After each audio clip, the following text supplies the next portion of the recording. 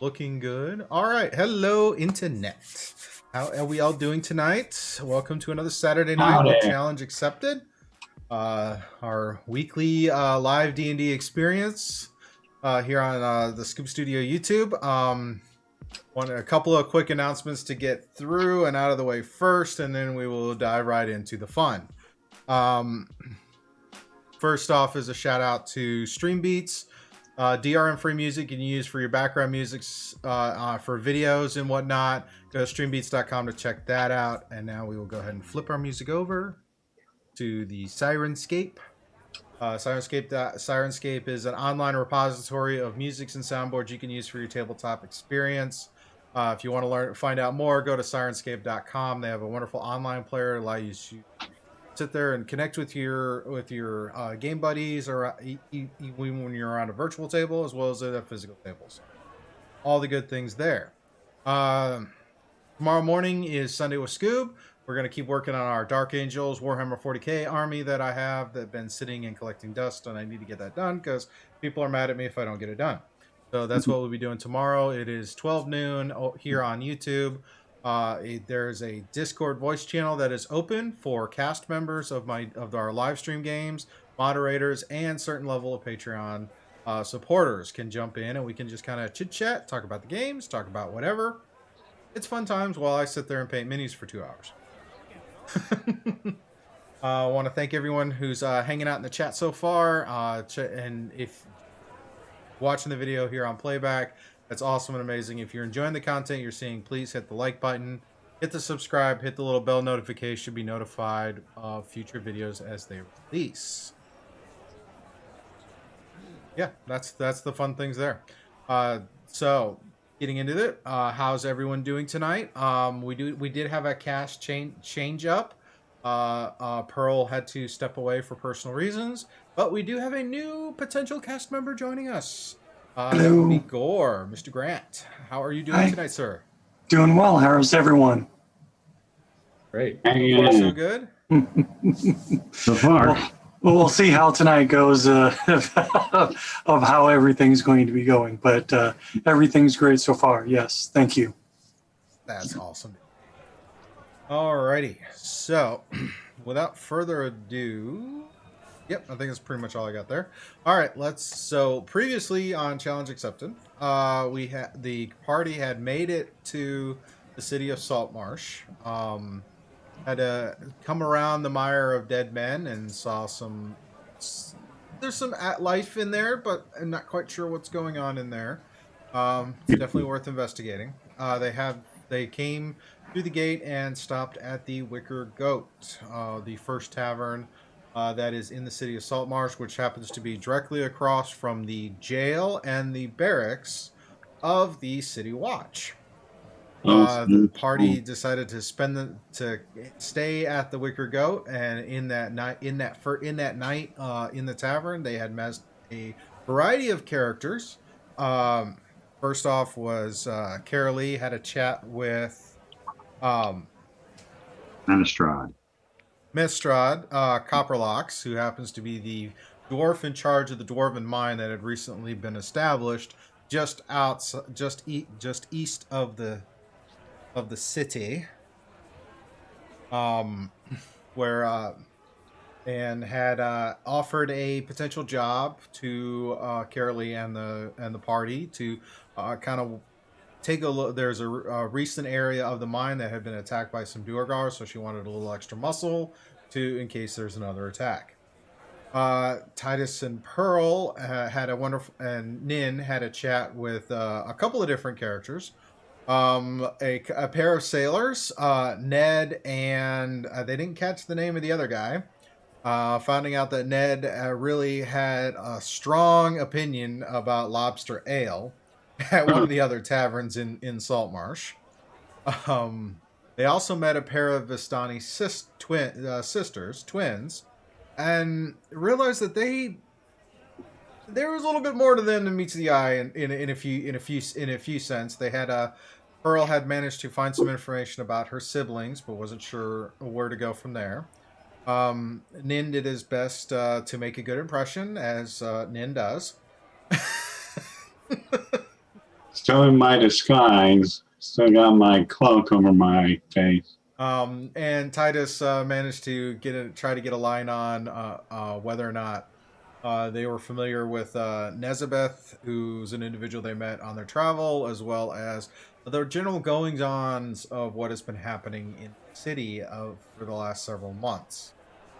Finding out all they could for the night and wanting to get some much-needed rest before heading to the Dwarven Mine, everybody retired to their rooms. In the following morning is where we will come in. We will start with Karalee.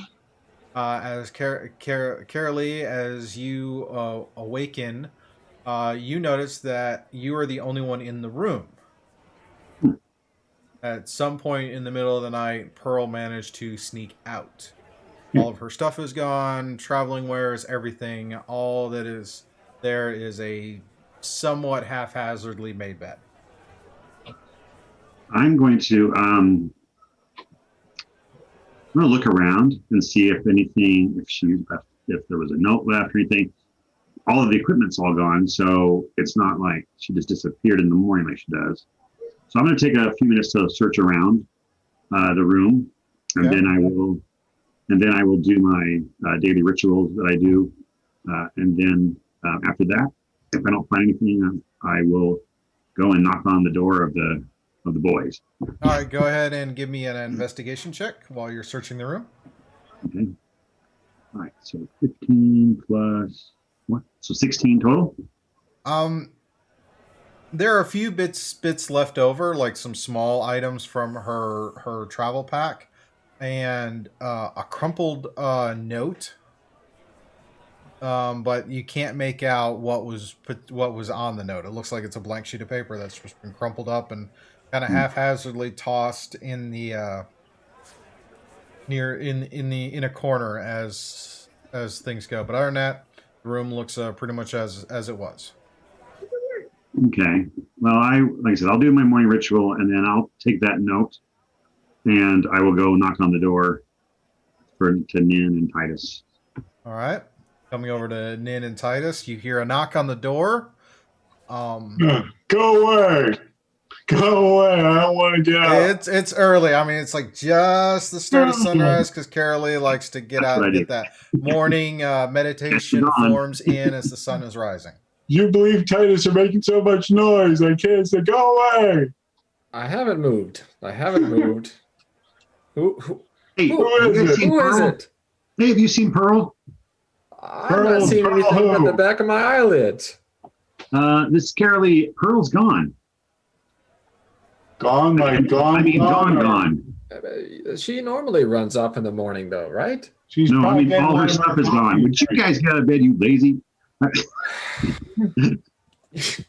You hear Titus just throwing stuff and just getting his armor on. Hold on, I'll be right there. Nin, on the other hand, jumps up and after that display of laziness is like, oh, wait, it's morning. It's beautiful. Look, oh my God, it's not raining. It's wonderful. Let's go. Come on. Let's go, Titus.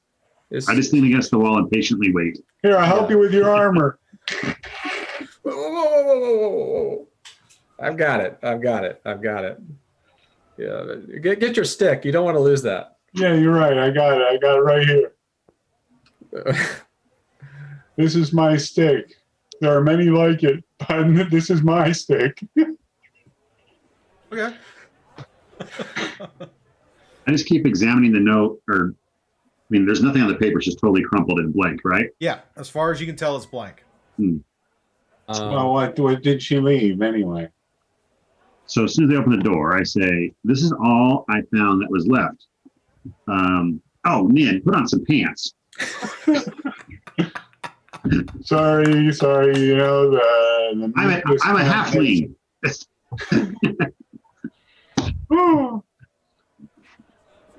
Oh my goodness.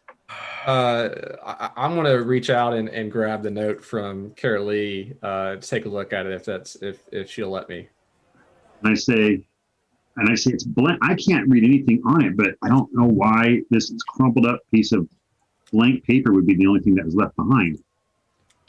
She didn't leave any string or yarn or bells or anything? No. Huh. Yeah, a 7 investigation doesn't really tell me anything, I'm sure. It was crumpled up in a hurry. Yeah. But as far as you can tell, there's no writing that you can see on it. I can give it an From- investigation. Karalee, what from my close examination, hold on. Looks blank, right? From my close examination, it looks like she left in a hurry. That's all I got for you. Yeah, it looks like she made her bed, but haphazardly, but all her stuff is gone, and this is all that was left behind. And man, can you? While What kind of holding magic on you to can my do? stick, I searched through her room a little bit, and I said, "Oh, Mr. DM, I got a 21 for investigation." Okay. What are you what are you investigating? I'm just going over to her room, still holding my piece of wood, and going through, seeing if I can notice anything else that's missing or left behind or anything at all. You don't find there's nothing that by from the way the room and what Carolie's described and taking a look at where it looks like Pearl had kind of set herself up for the night. Everything's been removed. I mean, what's left there is just little tiny bits of kind of, whenever you pack in a hurry, you always forget something. So Yeah. it's that little trivial stuff, but you can get the sense that wherever she went, she left in an extreme hurry. Oh my goodness. Look, she didn't even delint her bed. It's got all kinds of cat dander and stuff on it. She must have left in a hurry. Yeah, like I said, she usually, she does her morning things, and I get that. I wonder if it had to do with those 2 Bastani last night. Wait, Oh, that's what you that's call them, right. right? Bastani? Yeah. Yeah, Vistani, yes. She heard some information about her sister, the seafaring one, and maybe she couldn't wait and decided to run after her, go to a nearby port. Maybe she went to the port where those sailors are. Maybe, but she doesn't like water in the ocean, though. That's a lot of water. Well, we're supposed to meet Manistrad this morning, but do you want to go down to the port first and see if we can? Yeah. Let's go down to the port. Besides, I have to stop to the market. I need some things. If they're along the same way, I don't know where they are, but. Can we go? Maybe we'll find Pearl. Yeah. Maybe we'll see her out in a dinghy. Let's go down and just see what we can see, and then we'll head over to Manistrad's and meet there. I agree with that. So as you guys come downstairs into the main kind of common room, you see it's really early in the morning. There's only a few people in the common room. The owner of the establishment, he's sitting there wiping down some tables and whatnot, and you see sitting at the tables are the Vistani sisters from the night before. They're both sitting there, kind of having breakfast, and seem to be just kind of having a casual conversation between the 2 of them. Hello, ladies. I walk over. You met with them, right, Titus? I didn't meet them at all. Do you want to take point on this? Yeah. You know me too. I'm Nin. So, Oh, were you there too, Nin? Yes. Okay. I'll just kind of fade back in the background if you guys want to ask. I'm Nina Specta. I wasn't sure what you were going by in this town. I know it was Sophie in the other one. Yeah. But I just remember that I'm under disguise. Yes. So, I didn't put on my disguise, but I got my robe or my hood over my face. What do you want me to call you in this town? Nina Specta. One more time? Nina Specta. Nina Specta. Okay. You're expecting Nin, but it's somebody else.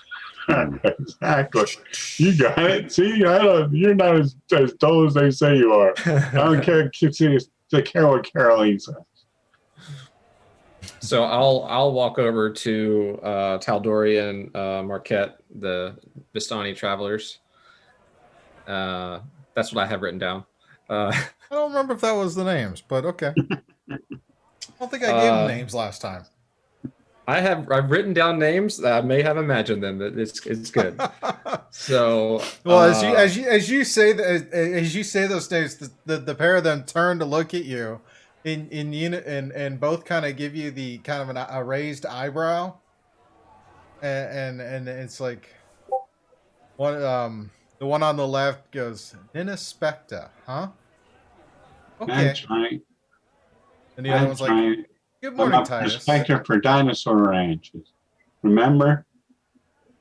I was talking at each about other, and they look at you, and you could almost see there's a hint of a smile on the one on the right, but the one on the left is kind of just, good morning, boys. What can we do for you? Good morning. Tell me, have you seen a rather hyperactive tabaxi roaming through, maybe with a mixture of milk and coffee? No. Oh, well, it's worth a try. But we do know that she left. Oh. Where? How do you know? How do you know that? Well, we gave her some information, and we got some information about her other sister, and told her, and she went off to go meet up with her. Ah. You mean not the sailor, but the other one? Yes.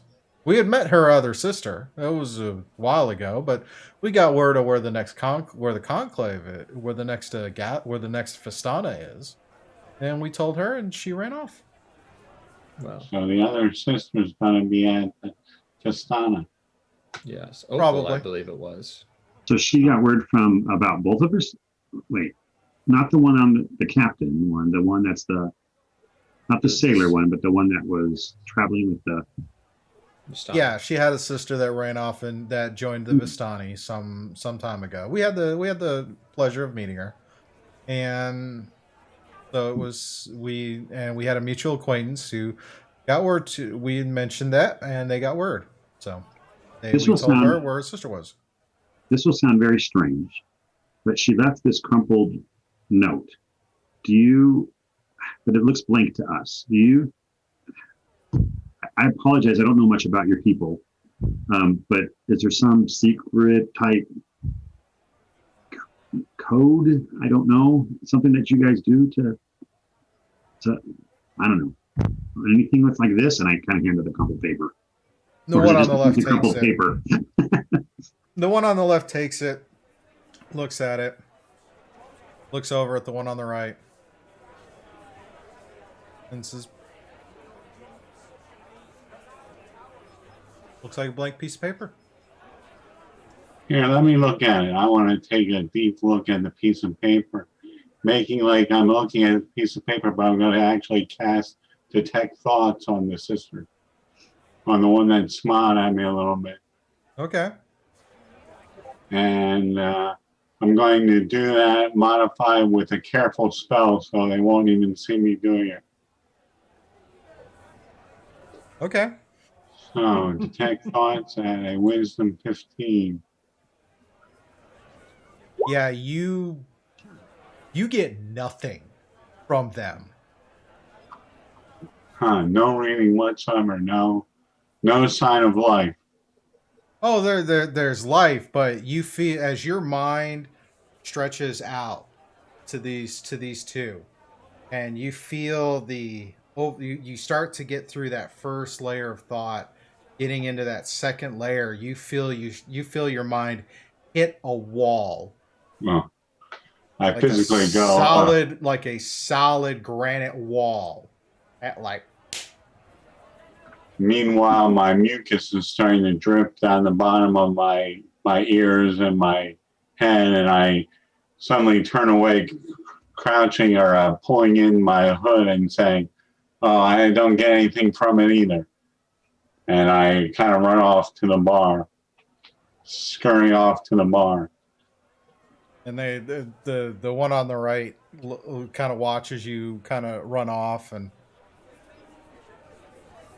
like, and then the one on the left is, you should tell him it's very rude to do that. What did he do? Not everyone likes their minds read. Well, He wasn't very. He has potential, but he should not try to do that. It's rude. well, if you've been in or around Barovia, you've grown accustomed to resisting such things. We've passed through. We've passed through.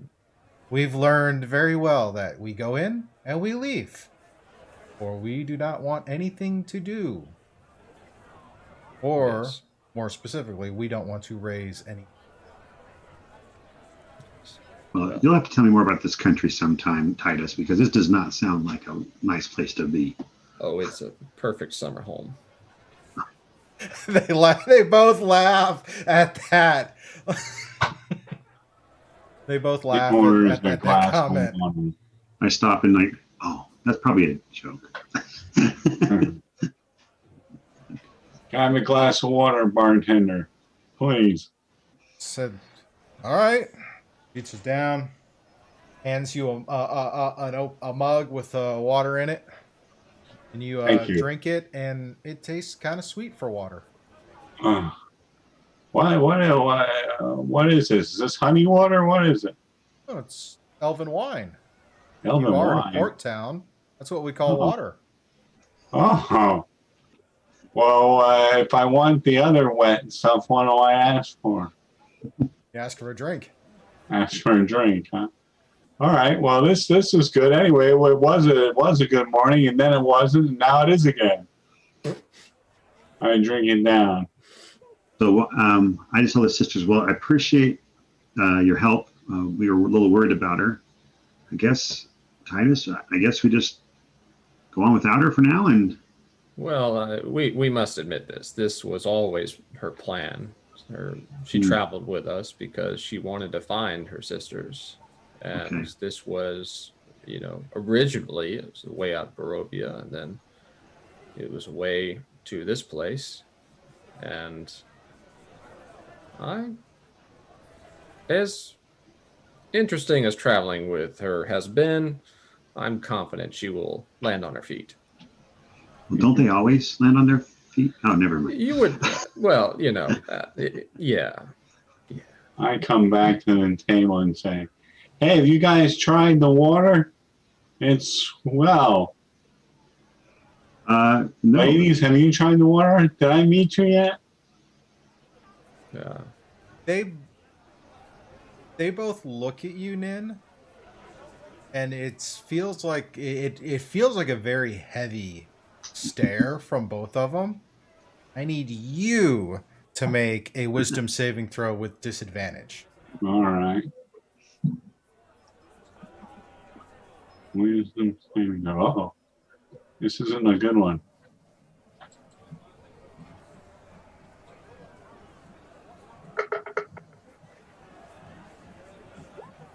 That's an 8.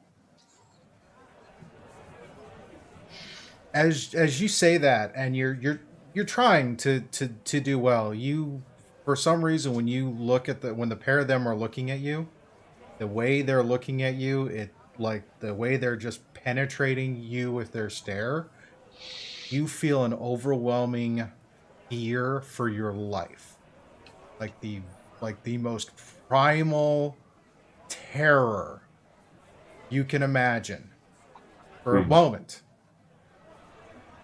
and then it passes. He's about to run off, and then,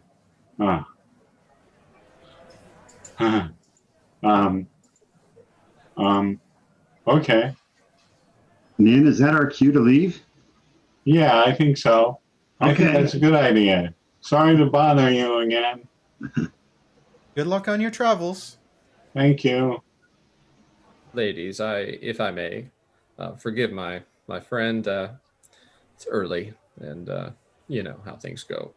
Well, I don't want to press our luck too much. I do appreciate you taking the time to speak with us this morning, but I really am interested in finding out more about Nezabeth. Is there any information you can provide me? It's quite imperative that we meet with him. They both kind of look at each other, and then they look back to you and go, He's a good sort. If you're concerned about something nefarious with him, that's not the case. He spent a lot of time studying. And who knows? You might have find yourself in his employ in some time. I would be very interested in repaying the kindness that he offered us. We were in a tight spot out on the roads, raining, without shelter, without much protection. He stopped and helped us. And I want to see him again and discuss other matters that we spoke of. We've had dealings with him. If we happen to make his acquaintance again, we'll be sure to pass that along. Ah, very well. Well, my name is Titus, and he knows it very well. Well, And as you go, the one on the right kind of pulls the note from Nin and hands it back to you, Titus, and says, "The light will shine all truths." Ah, very well. Thank and the two of them bid you good day and sit back to their meal. Hi. But thank you again. And good luck in your travels. Oh. Well, we'll see if business takes us here and there. You never know. There's emerald ladies abound everywhere. Huh. So as Oh, you guys excuse step me. out, and Excuse me, one more question. What was the name of that buyer of goods that you mentioned last night? yes, that would be Captain Xanderos. Alexandra. Okay, thank you very much. Not to bother you any bit. You've been very lovely. Bye. Bye-bye. So as you So- guys step out of the tavern, you're on the cross streets. Across from you, as you see the area that's the barracks. Karalee pointed out as you guys came in. That's where a lot of there's the barracks and a jail. Standing outside the barracks, you see a humanoid that is very large compared to what you've seen. He is standing there with a massive battle axe, going through some morning kind of exercises. Some tattoos. What's the rest of what Gorr looks like? Gorr has red hair, red beard, tattoos and scars from all of the mercenary work that he's been doing over the past 10, 12, 13 years. All the years kind of blend into one battle and one mercenary job after another. He barks orders at people that get in his way and trips, newbies in front of him just to have a laugh at them just because they're falling down on the ground, and, then sees people across the street kind of looking at him because he's literally the biggest person with, this huge axe and that he's kind of leaning on. And just kind of like, what are you looking at? A very rude person. Huh. You shouldn't trip people like you see a that. human, a half elf, and a halfling step out of And the path. smallest person steps up without fear in her eyes and says, that was rude. You shouldn't trip people like that. Treat people with more respect. It was funny. Did you see him fall? Another guard kind of is standing up and trying to just look totally embarrassed that he tripped or was. Is this where we're supposed to meet Manistrad? Is at the barracks, or are we meeting her at the mines? I can't remember. Manistrad is at the mines. You're gonna have to go to the mines to do that. But as you're stepping out, you're seeing this Goliath standing outside the barracks of the city watch. Titus, you got my back? I'm here. All right. I seriously going to locate spin, and I try to hit his ankles out from underneath them. I'm here. From underneath them. Okay, I guess that's how we're going. That wasn't what I. All right. Well, hey. Not in a damaging way, but in literally like a trip. like a old school, different edition trip maneuver. I don't know what they call it. Okay. Well, it's still technically an attack roll. Yeah. When I said I had your back, I meant I was like behind you. Like I said, not in any kind of like a damaging way. But anyway, so that's let's see here, 12. I'd be like an unarmed strike. Is that what it'd be? Essentially, yeah. Yeah. Okay. So that's going to be a 22 total. 16 plus 6. All right, Gorr. That B Tracy. All right, I need you to give me a athletics check. If it has to be opposed by my athletics, it's not going to be very high. 19. Karalee, as you come around and kick, your leg connects and you feel it connects, and you feel you feel you've moved one leg, but he was able to kind of keep his balance on the other leg, and he doesn't fall over. I'll use my second bonus action unarmed strike the other leg. Same 16 plus 6, same roll, 22. All right, acrobatics at this point. Acrobatics, okay. Gorr roll and acrobatics. Oh, good roll. Acrobatics, good roll. Okay. Yeah.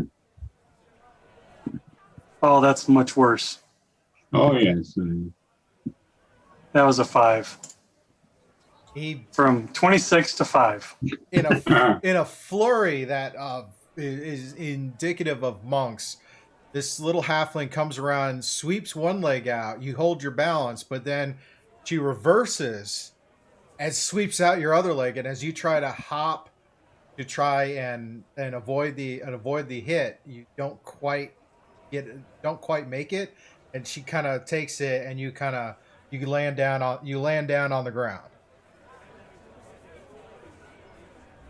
Obviously gets an action, but I'll stand up and I'll extend my hand and say, "See, not funny." But I know he'll do something first. But it's no, I don't do anything. I just I like this one. I like this one a lot. It's got fight and it got spirit. I like this one. What's wrong with the rest of you? There's no way in the world I can help him up, but I extend my hand to help him up anyway. So while he's in the sitting position, why don't each of you describe yourselves to Gorr, starting with Karalee, since Karalee is the one who tripped him up. Anyway, she's a petite, very petite halfling female, white, kind of stock white, gray type hair, blue eyes, pale blue eyes. She's just barely over 3 feet tall. At least that's what she tells everybody. She's very tan skin, definitely been in the sun a lot, traveling a lot. But she has a white kind of a mask that's over over the side of her face. It's over her whole right cheek. So the only part you can see of her is her left face, but you can kind of see peeking out from underneath the white mask. You can see the telltale signs of a horrible burn scar that covers her cheek and her neck. And she's kind of fixed the mannerism where she used to kind of look askew and sideways at people, but ever since the mask has been on, she kind of looks pretty straight on and seems like to have at least more confidence to people that would have known her from before. But she like I said, she has white robes, and she very clear, very clean white robes, and very clear symbol of Lathander or Paylor, depending on where you are in the world, emblazoned on her chest of sun over a horizon. Okay. And Titus, where are you standing in relation to this exchange?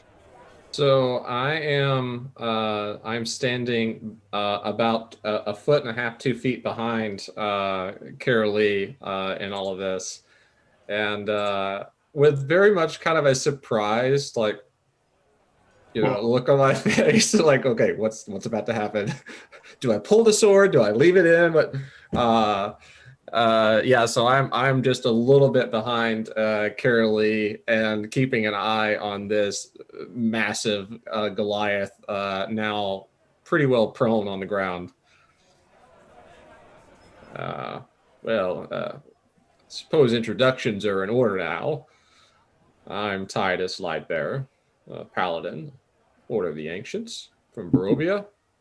Well met, friend. Hi, my name's Gorr. I'm a mercenary and veteran of many battles and looking for adventure and looking for my next job. And I've been tasked to accompany some adventurers out, and I don't know if that's you guys, but I hope so, because this little one right here is a firecracker, and I like it. And I'm gonna throw this little one out in front of me and watch her go. And Nin, where are you standing in relation? Nin's kind of a little bit ahead of the group, maybe 10 feet ahead of the group, standing there kind of huddled in his robes. And it's hard to tell who he's with, but you see what you can tell even by the robes is a gaunt body. Seems to have a youngish kind of skin quality, but his eyes and face are also all gaunt, like he didn't have enough food growing up, like he was malnourished or something like that. He has deep sunken eyes that are yellowish, green. And also you notice there's a little bit of glistening going on around his cheeks, like there was some kind of liquid on there, but you can't see much because his robe his hood is tied tight. And he goes, well, that was quite interesting. And he's going to cast minor illusion of a chair. And he's going to say, but that was impressive, Mr. Gorr. Here, you look tired. You want a seat? I'm good. Thank you, though, friend. All right. Well, just was going to try to make you comfortable. You know, Karalee, she's one of the best fighters I've ever seen, and she's tougher than nails. I got lucky. I saw that. That's cool. He doesn't know I got lucky. So. I hope maybe you are the person we're supposed to meet to go to a new job, because you look like you could handle yourself pretty well. I do all right. Did you say you're supposed to escort some adventures? Are you going to a mine by chance? I haven't got the description of the contract yet, but I was just supposed to meet up this morning. We're going to visit Manistrad Copperbox, who is the person that hired us for some duty. I bet you can come with us and meet her. Sure. So just to fill Gorr in, you've been in Saltmarsh a few months, probably about 2 months or so. And you're familiar with Ingo the Drover, who is the local kind of taskmaster for mercenaries that come to town. Done well on a couple of jobs he's hired you for, and got you set up with the City Watch. Recently, he had mentioned that he had sent word to you recently that that the dwarves had a Duergar ambush. So when your shift was done with the city watch, you were going to go and check that out. And then in the course of the night, word got as you're acquainted with Copperlocks and all the dwarves and whatnot, because they drink, they brawl. It's always fun. And she told you that she'd also got a group of adventurers. She's that at least one of them has done the town of service, so figures they'd be good to help you out with that. So, but she gave kind of a loose description of the halfling that just tripped you, and so. Gotcha. Okay. We're all going to the market. We've got to get some breakfast and some things we need from the market. Are you wanting to come? You need anything? I can follow you guys. I haven't really had my second breakfast yet, so lead on. That's great. What did you have for first breakfast? Yes.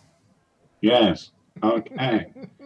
All right. So I step back and I say, all right, let's go. And I look at Titus and I just say, I just don't like bullies. I get it, but maybe next time you should pick on someone your own size. No, that'd be hard to do. There's not very many people down this low. You're sure you don't want to wait for a second on this chair, Mr. Gorr? I'm good. Okay. You go and turn around real quick and it's gone. I have figured as much. All right. So to the market, then to the mine, so you can get some food in, and then Yeah. You know what I can use?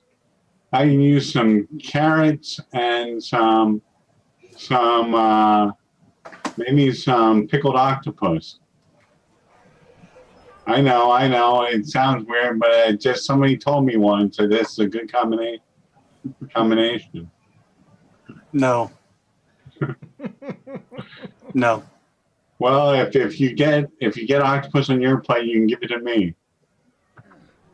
Accidentally. Alrighty, so making your way into the market area, you would come out and travel south along the path, and then you would come to what appears to be a really massive bridge with various kind of shops on it. Oh, okay.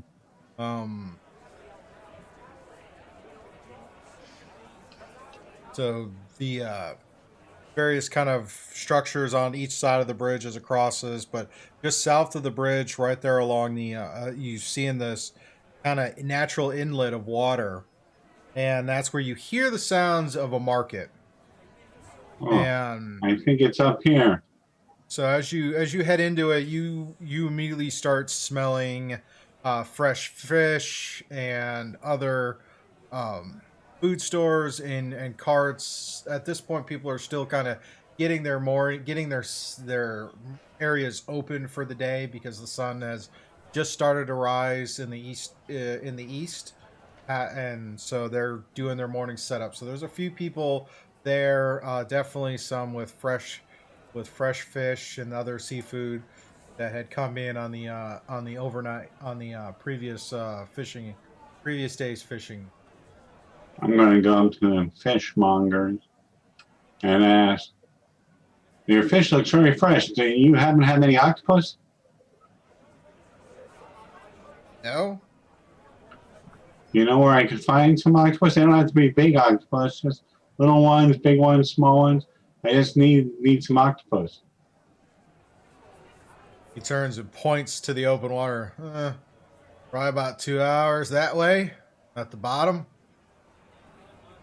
2 hours? You mean to take a boat? He means underwater. Yeah. They don't come Oh. into traps that often. They're Oh. smart. Yeah, they are. Maybe that's why they said I should eat it. You know, you are what you eat, right?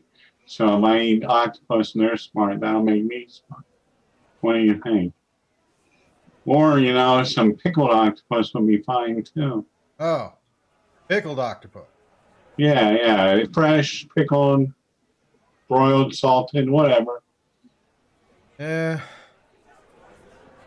You're probably gonna want to go to the snapping line for that. The who line? It's Snapping. he points over across the inlet. You see some piers and some large ships and a couple of buildings. He goes, over there next to the council's building, there's a snapping line, fancy tavern.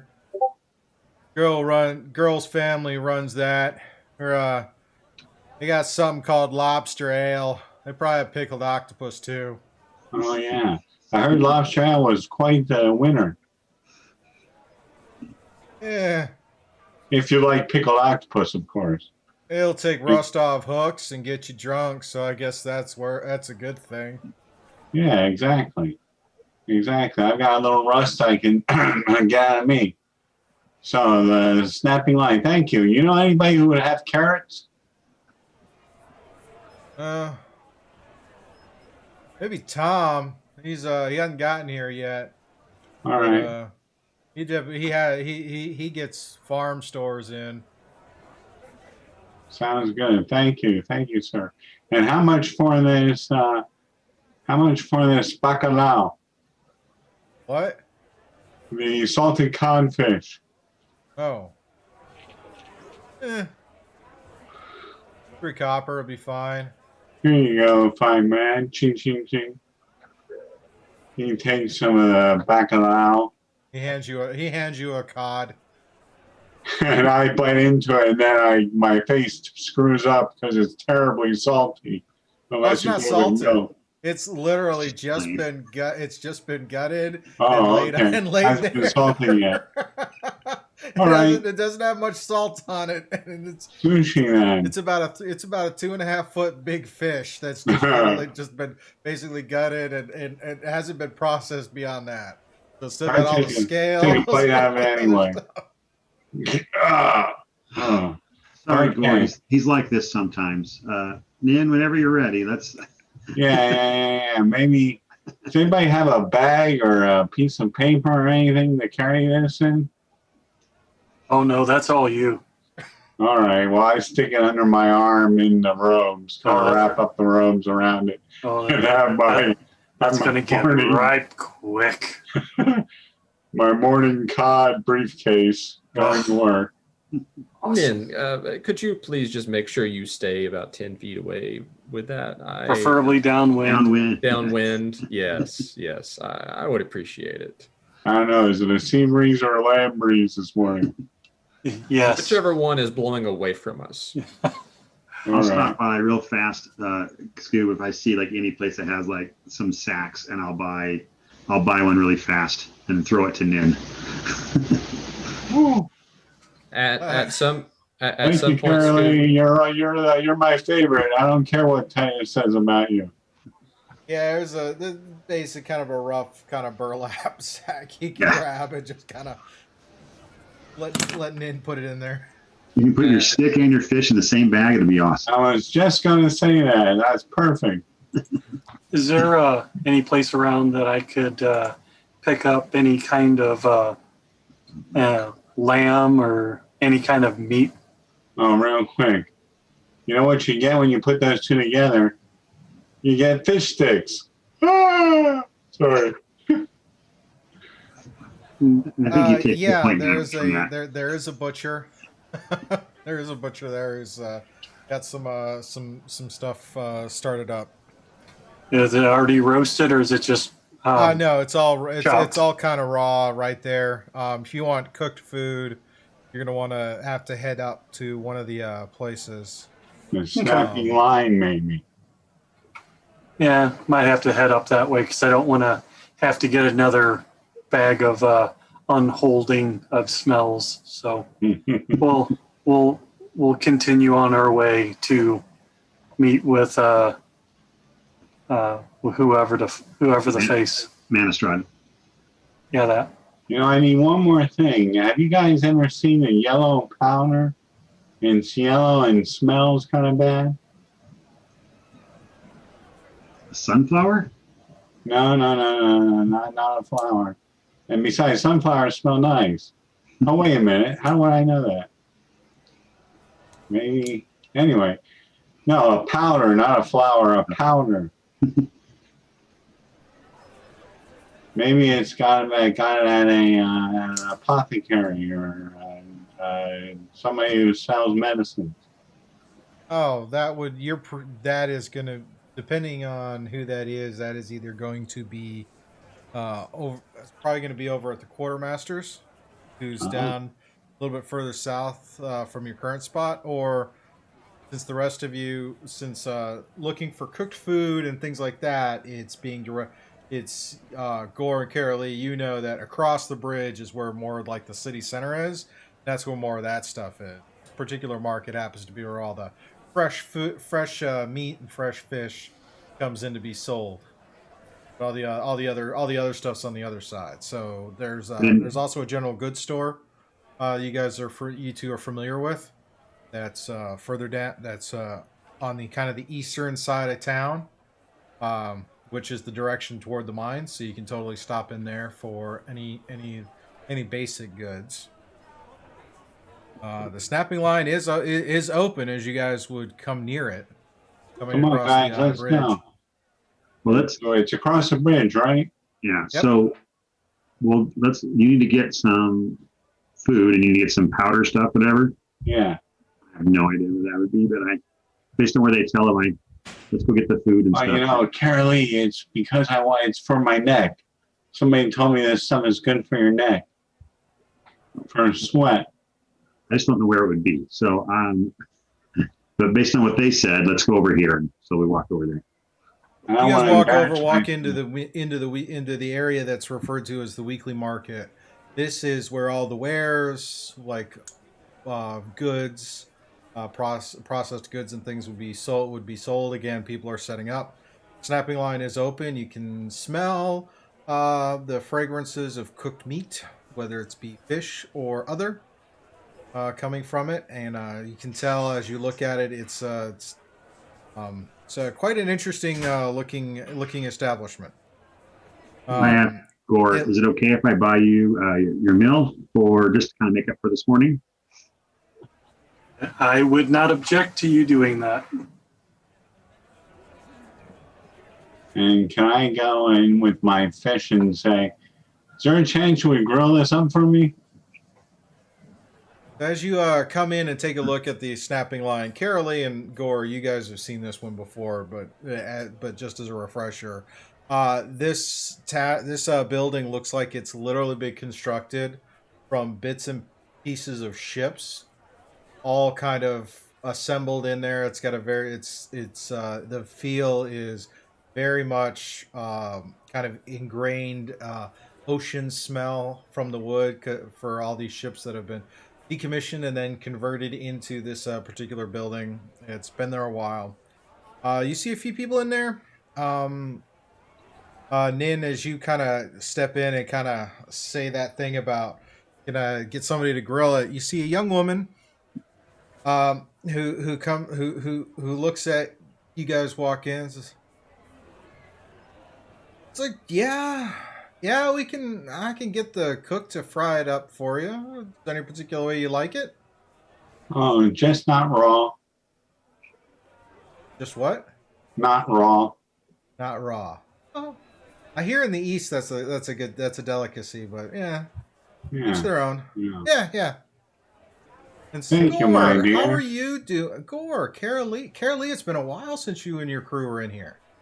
You guys recognize that this is Hannah, who is the current owner of the snapping line, and she's a young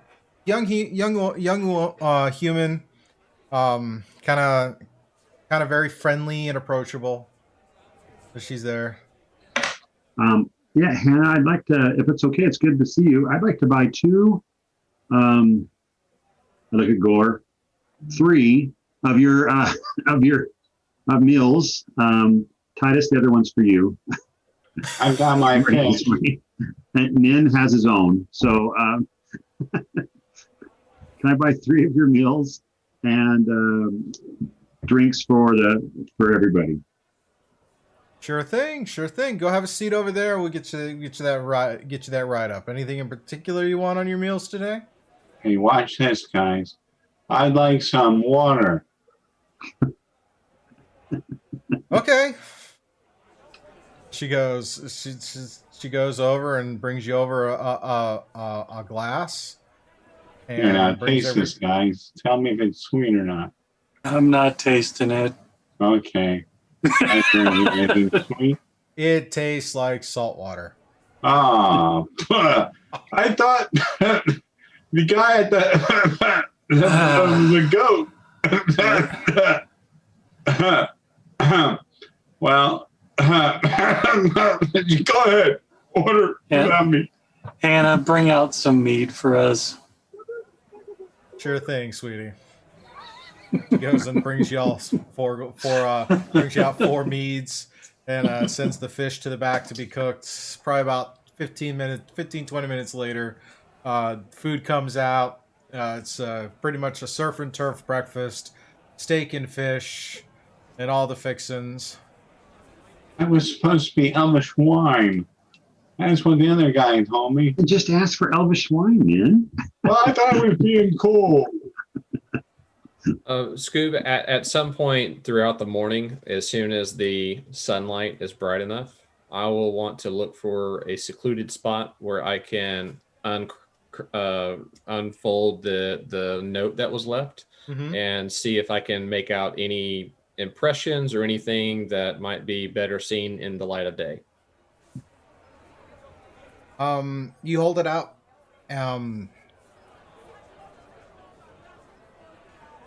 The way the snapping line is kind of oriented is there's not a lot of light coming in from the rising sun because the half with the kitchen and whatnot happens to be facing. You'd have to step outside to try and get a spot where it comes in, and as the light hits it, you're not seeing any change to the paper. Okay.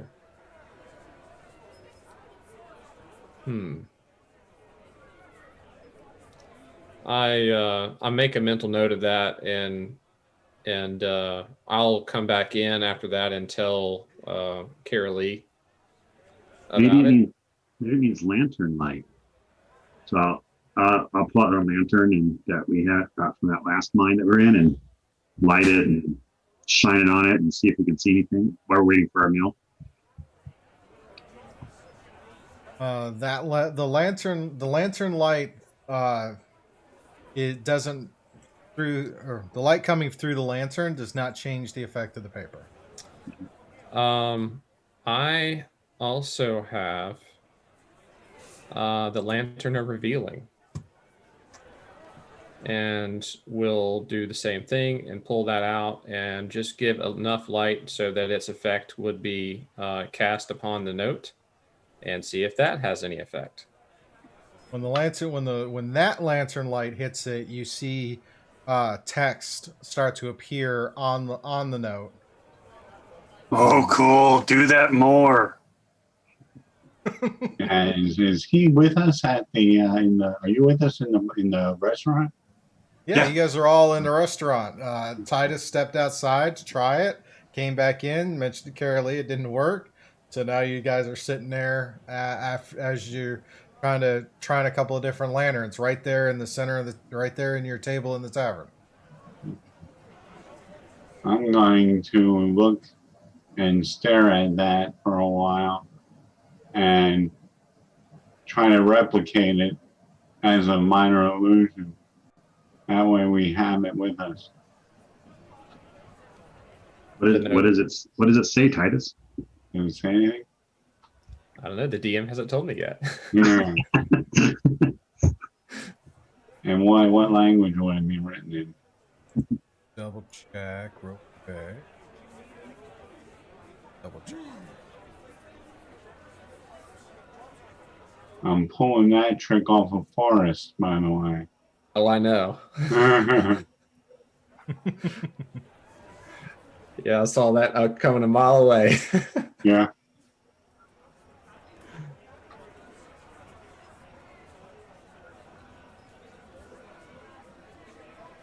What languages do you guys speak? Celestial, Common, and Halfling from me. Okay. Titus? Common, Draconic, and Undercommon. Nin? I speak Common, can maybe start to read Elvish, and I also speak another language. Okay. That's not going to be helpful here. Okay. Oh, nice. Titus, try. as you're looking at it, you're not understanding what the words are. Karalee, you can understand the words. It appears to be written in Celestial. And it's it's basically a note that seems to be saying, in urgency, please come at once. I heard you were close by. Need help. And that's all it says. So I tell, and I read it out loud. So it looks like she must have got a note from maybe her sister. Do you think, from what they said?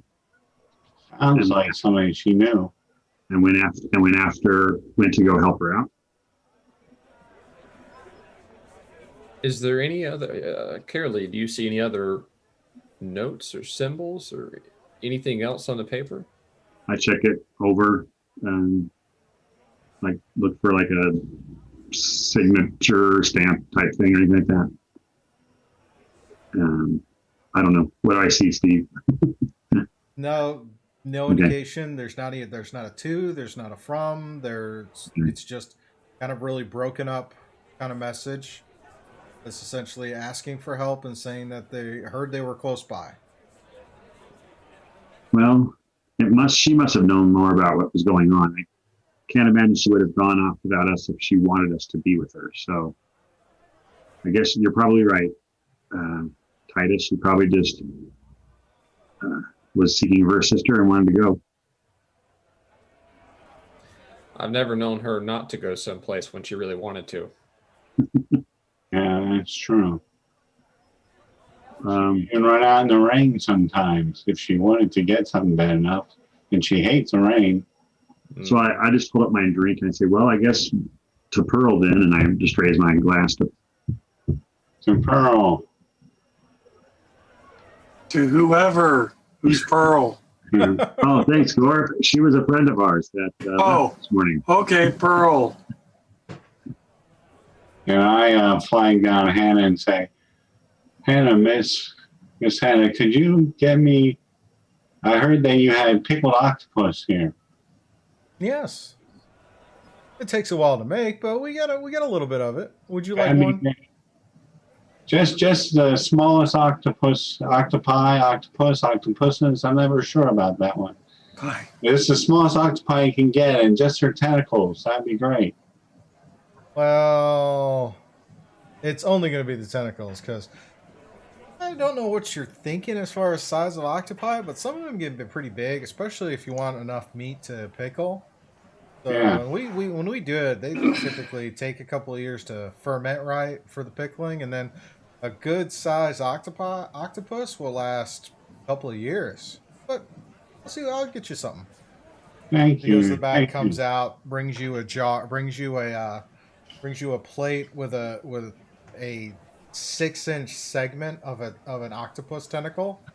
Right. That is as big around as your wrist. Huh.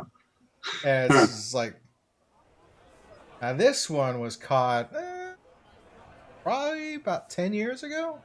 It lasts well. You know, that's perfect. Octopus is one of my favorite meals. Eat up then. I guarantee it's going to be an experience. You know what? We like to use our lobster ale to pickle these. Oh, so it's yes, going to have quite a taste to it. Yes, the combination should be divine. I'll take one. Oh, here you go. But I don't think I'll eat the octopus just yet. Just let me wrap it up in this burlap bag. Okay. I'm saving it for later. Let me try the ale though. It smells so disgusting. So I have to roll a constitution check, or What are you gonna try? The lobster ale? The lobster ale. Oh boy. Steve's been trying to get us to drink that for 2 weeks, so we'll see what happens. she, bring, Is it like red she stripe? brings you out a pint of the lobster ale. I was like, all right, this is our house specialty. Ah, wonderful. It must be lovely, as lovely as you are. Here you go. All right. Yeah. What do I taste? Lobster. Definitely very strong bits of lobster. And as you're drinking it, and you're feeling and as you're drinking the liquid in and taking that taste, you notice that kind of like when you think of like drinking Guinness or some of those really heavy beers, Yeah. where you can almost feel like you can chew on it. It's so thick, and this is thicker. And there's actually chunks of lobster meat that you can kind of taste. Some of them are almost big enough for you can actually chew on it a little bit afterwards, but it's a very thick, filling drink. It bites back. Nice. Well, that's not that bad, you know. I've had worse. I was at this place once where I did some entertaining, and that was about the consistency of the gruel there. But this is much better. I like the bits of lobster. Glad you're enjoying it. Like I said, it's a house specialty. My grandfather started brewing it, and that's kind of how we've been doing it for 3 generations now. The only place you'll find it. That must be something you garnered very well. Thank you for sharing it with me. Now, minor illusion, a bouquet of flowers. Not anything ostentatious, just a few daisies and stuff like that. Okay. So you make it happen. Then what do you do with it? I just let it on the counter or wherever we're eating. Okay. And saying, the flowers you must appreciate while they're here, because soon, and they disappear, they'll be gone. Yeah. Well, it's the thought that counts. That's right. It's the lobster that counts. Good.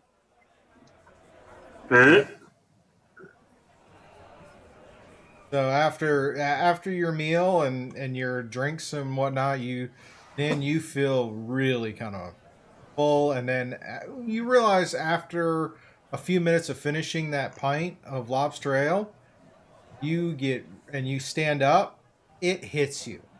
That wave of dizzy drunk hits you. Wow. As you think about way back when you were at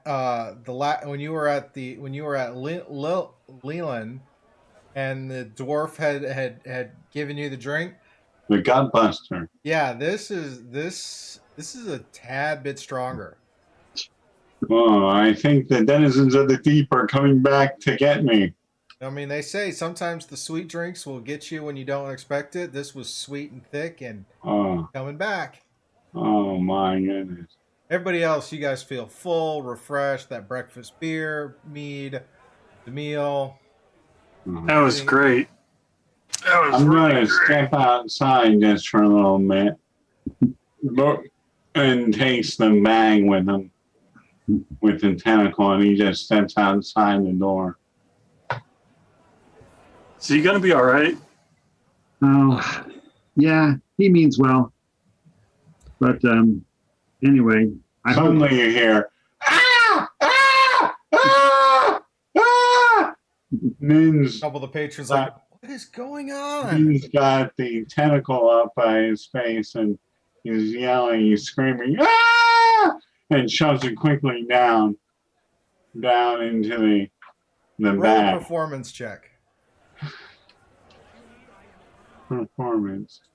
That's usually pretty good.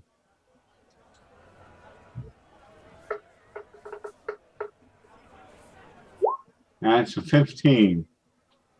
A couple of people are start to at hearing you scream, a couple people come out to see what's going on, and then they see you got this chunk of tentacle as you shove it back in the bag. And they kind of look at you quizzically. I wrap my hood around me some more and say, I thought it was alive. Don't worry, I'm okay. And they kind of that, okay. Yeah, if I don't pay any attention to them, I just come back in the bar and take my seat again. So we're done at this point, right? Yeah, you guys have done eating. You've enjoyed the meal. Din's shenanigans notwithstanding. Well, let's go. Getting about mid. It's getting about mid morning after you've had, because with deciphering the paper and whatever. Yeah. You're all full, ready to go, and head out toward the mine. All right. Thank you, Hannah. Have a lovely day. See you later, sweetie, and let me know what you think of that tentacle when you finally get around to eating it. Oh, I will. I will definitely let you know. Okay. Do you know where I can find some yellow powder? Smells like rotten eggs. Particular kind of yellow powder? Yeah, it's good for the skin, and sometimes people use it for medicine. Didn't they tell us it was at this place over here? Oh, yeah. What was that place? Is it general store, right, Steve? I think that's what you said. Or near there? Yeah, double checking. Oh.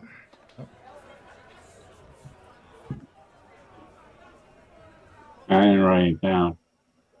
I don't know that you said a name. He said a name. He just said it was by the Winston's store. Winston.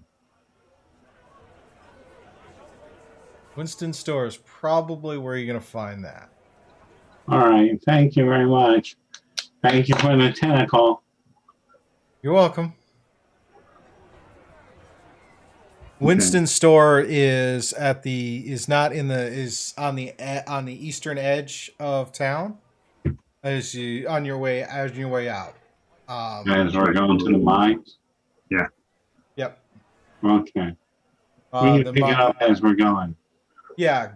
Gorr, you know from being in the City Watch for a few weeks now, the mine is east a ways. And you know that Winston's store is kind of a general store for adventurers and whatnot. There's all manner of general goods there, and it's right there on the way out for the Eastern Path. So you take lead and kind of lead them there. And as you guys stop, it's kind of this interesting little shop. It's got, as you step in, there's this all manner of adventuring. There's a whole wall of apothecary and spell components, simple basic ones. There's all kinds of other adventuring gear, and you see a kind of an elderly halfling, just kind of hanging out in a corner, just kind of sitting there reading a book. Hey there, just need to pick up some things before we go out for a walkabout. So treat my friends well, okay? You got it, Gorr. You got it. Hey, boy. Hello. Oh, you look familiar. As he points to Karalee. Yeah, you look familiar. We've been here a couple times. We helped with the problems recently in town with the smuggling operation. Oh, yeah, you were with that group. Yeah, I remember now. Hey, it's good to see you back. Thanks, it's good to be here. We're looking for some yellow powder and I look over it and it smells like rotten eggs. And I guess it's good for the skin? Yeah. It's good for eczema and other things.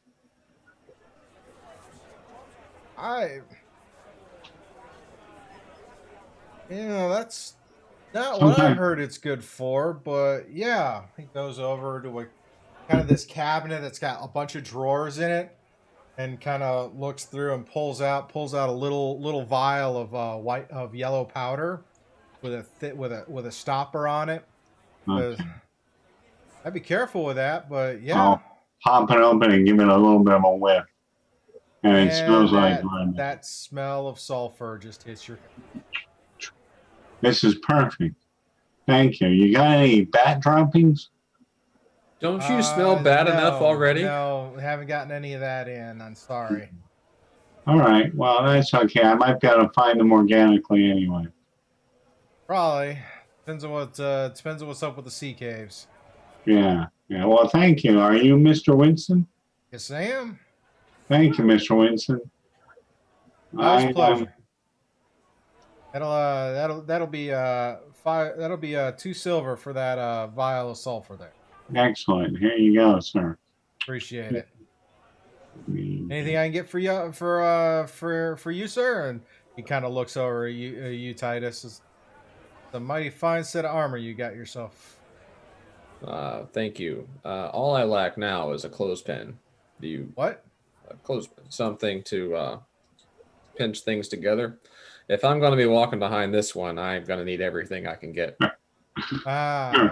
I gotcha. Yeah.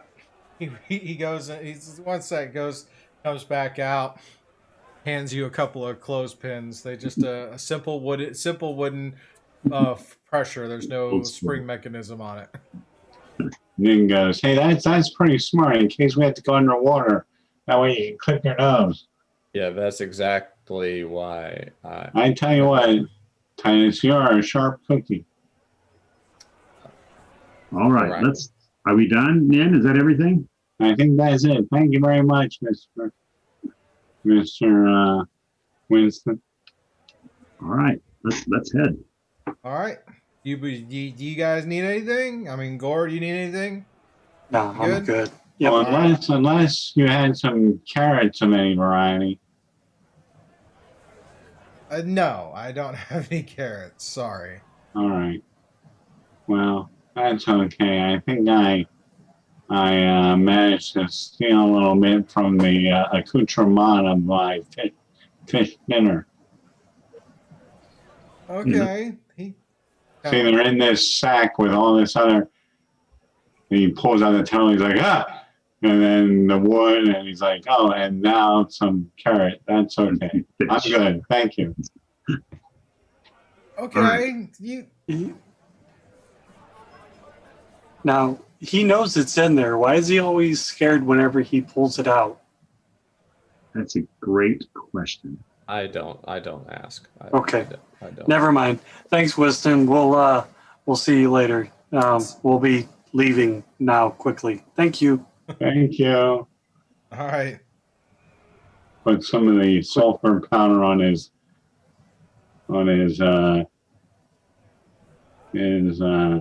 mucousy neck and says, that feels better. And then just walks out. It smells horrible. All right, let's go to the mine. So you guys start heading east. You notice you notice that as you kind of head out, it's a couple miles away from the town is where the mine is. As you guys are progressing down the path, you notice that it's starting to kind of climb up, start to ascend a little bit as it's starting to go up as the elevation rises.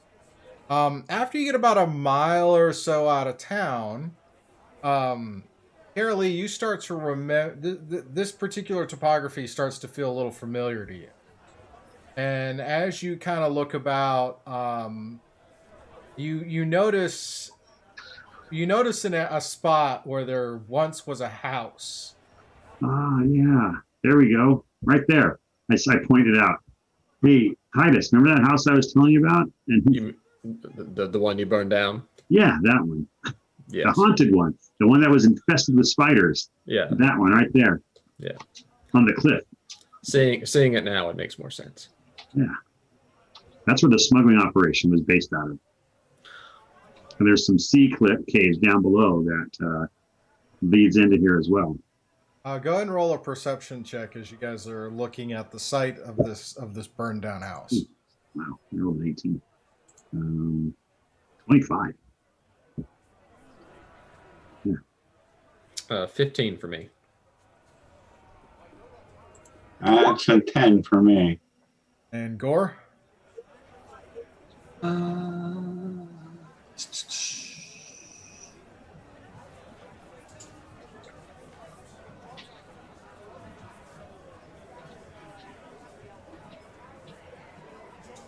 Just did a wisdom saving throw.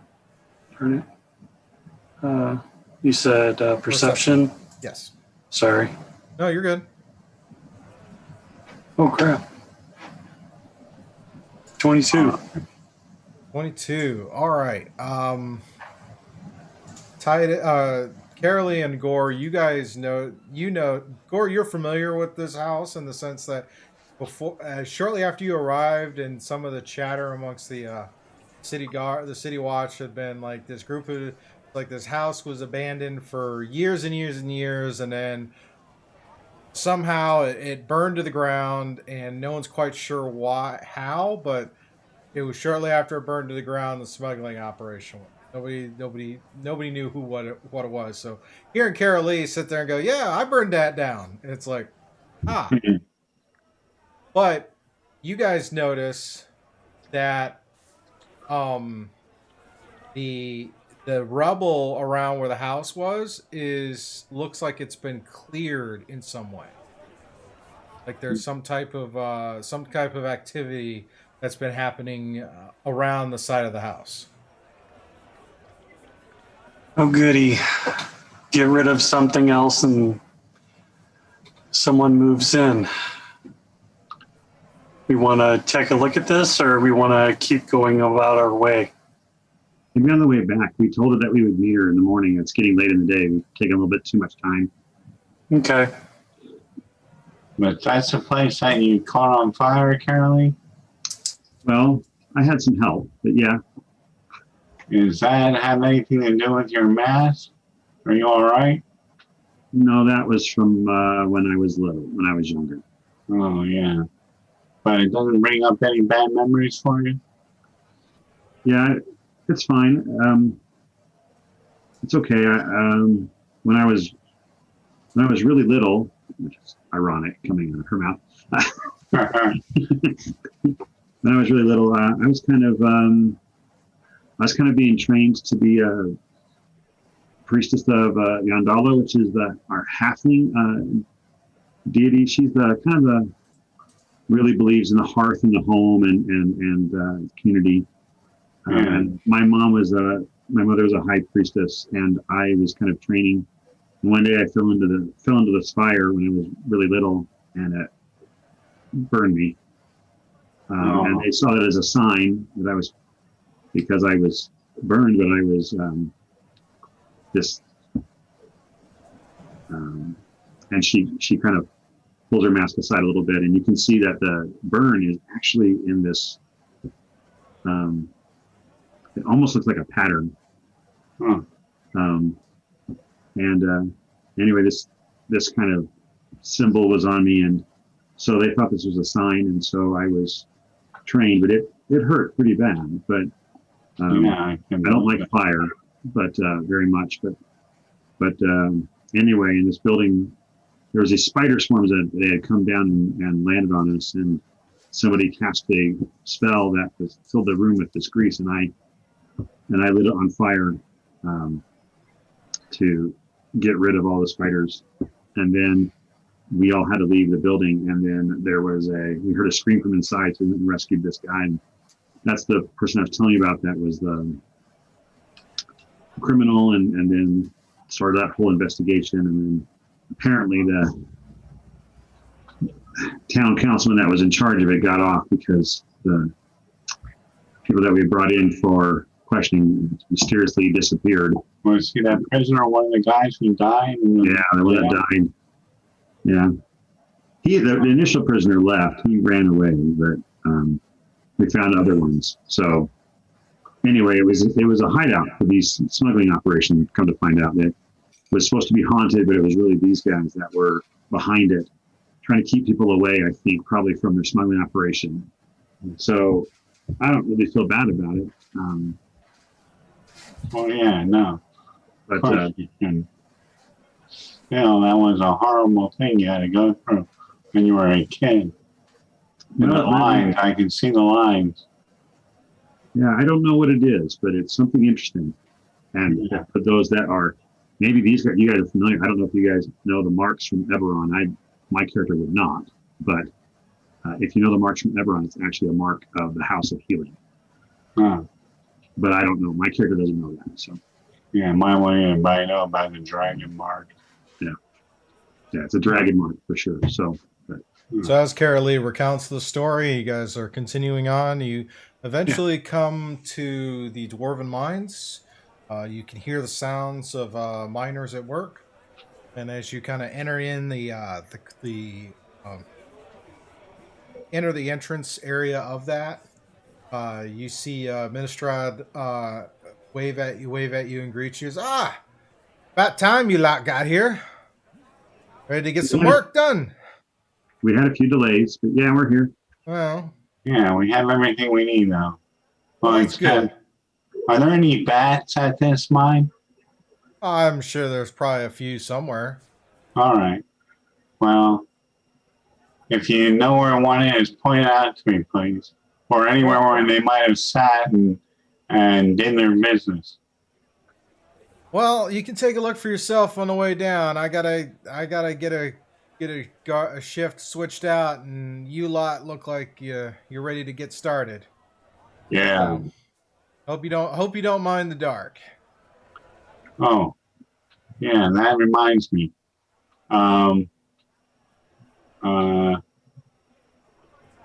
Gorr and Titus. Here, have some of the leftover carrots. Trust me, it'll be fine. Just take a bite. They're good for you. These are some of the less mushed ones. What? Here, take a bite of this carrot. Just a little bite. Come on. I'll grab a carrot and just pretend that I'm eating it. That's close enough. And I'm going to cast Dark Vision on both of them by 20 it. So now when you turn around and look into the mine mouth, you can see 16 feet ahead of me. Great. See, I told you you'd like it. Somebody told me this last night. I don't know what, if it was a dream or what, but they said carrots are good for the eyesight. If you want to see, you should eat carrots. You don't need very much. Not even just licking them is fine, Titus says. Okay. All right. Well, thanks for the help. You got it. And that'll last you all day, too, mind you. Yes. Well, I think we better get going then, right? Yes. Sure. All right, so Ministrad leads you guys down into the mine. As you see several different tunnels or whatever, and she's telling you about the progress they've made and the ores they're getting, and how it's going to be great for the city, and to really kind of help with getting things ready to go. And then she leads you in areas like, well, not so long ago we opened this up. This looks like it was probably a covered up area, probably a former dig, something that was abandoned. We just happened to stumble in next to it. So, but it's got a couple other paths we've been checking, but when we weren't aware of it, kind of got snuck up on with some Duergar that attacked. So, what I want you to do is I want you to hang out here for a shift, and in case anybody comes up from these paths, you guys, don't let them pass. Kind of leads you down. You hear the sound of running water. As you come into this area, there's a small waterfall and a stream and a and a bridge that looks like it's been carved over the waterfall. There's a path that extends up on the left side, on the right side as well, and a pair of tunnels that she indicates lead deeper. And in the center of this area, there's kind of an old looking constructed like building, like a guardhouse. Oh, One wall has been caved in, and it's got two heavy wooden doors and several arrow slit openings for windows. huh. Yeah, they this part of the wall we hadn't gotten around to repairing it, but we want to make sure things are. We want to get some supplies ready so we can come down and make this kind of fortified as kind of a good checkpoint. So, job for y'all is just to kind of hang out here and keep an eye out in case anybody comes creeping out of that hole. Think you guys Okay. can handle that? Can do. We just wait here and watch and make sure, and no dwarves pass. Oh, dwarves, yes.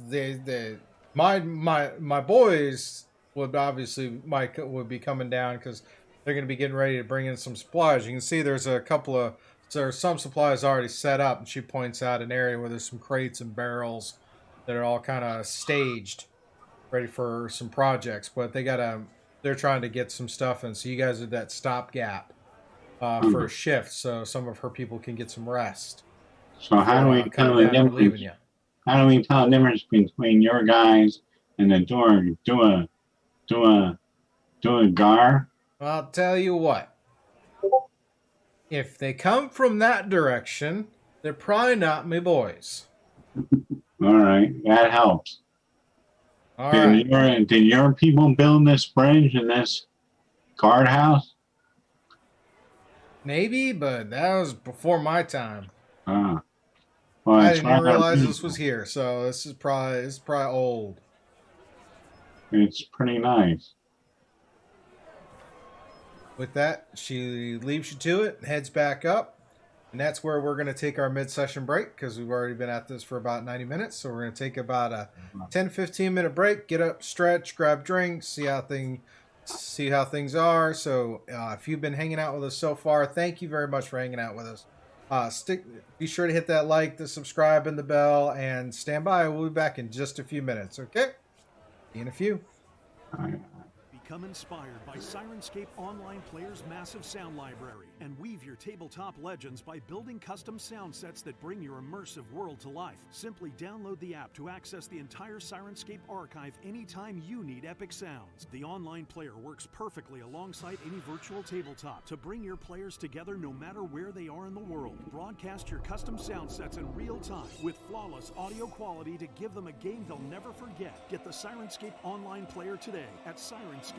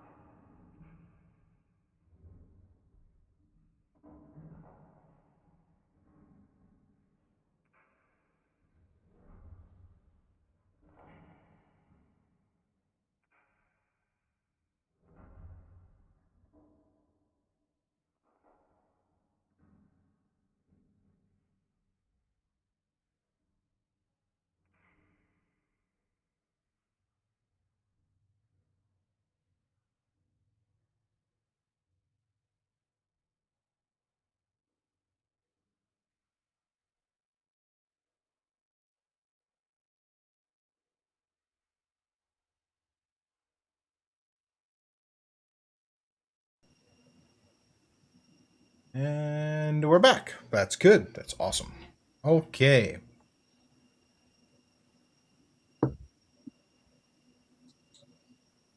Alrighty, so we're back. Get back into it. For those just joining, here's a live play D&D session we're doing.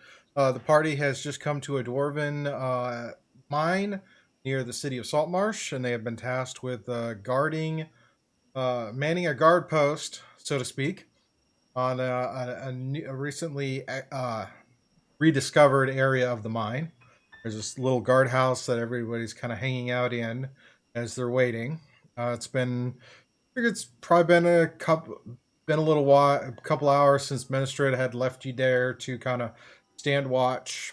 As there's the main building you guys are in, got 2 doors, both are currently shut. There is a big hole in the wall. So, and then there are several makeshift kind of windows that are for arrow slits, basically, that kind of lead out and shine some light. Karalee has set up her lantern in the room in the space for you guys to all see. So, how are you spending the time during watch? Starting with Gorr. How does Gorr spend the time waiting for something to happen? I'm just going to continue to look out the little peepholes and stick my head out just because I don't know any better. And it's just, knowing that the little peepholes and the little arrow spots just aren't good enough to get a good sight line on things. And plus I have the 60-foot dark vision. I'm just going to walk towards my left and see if there's anything go over. You should be able to move your token on the map. I have not shown the map yet because initiative hasn't started, but yeah, there we go. Yep, be able to move that. As you kind of look out, you see there's a couple of braziers with some fire lit, just to kind of light, and you can kind of hear the waterfall and the water kind of flowing to the left.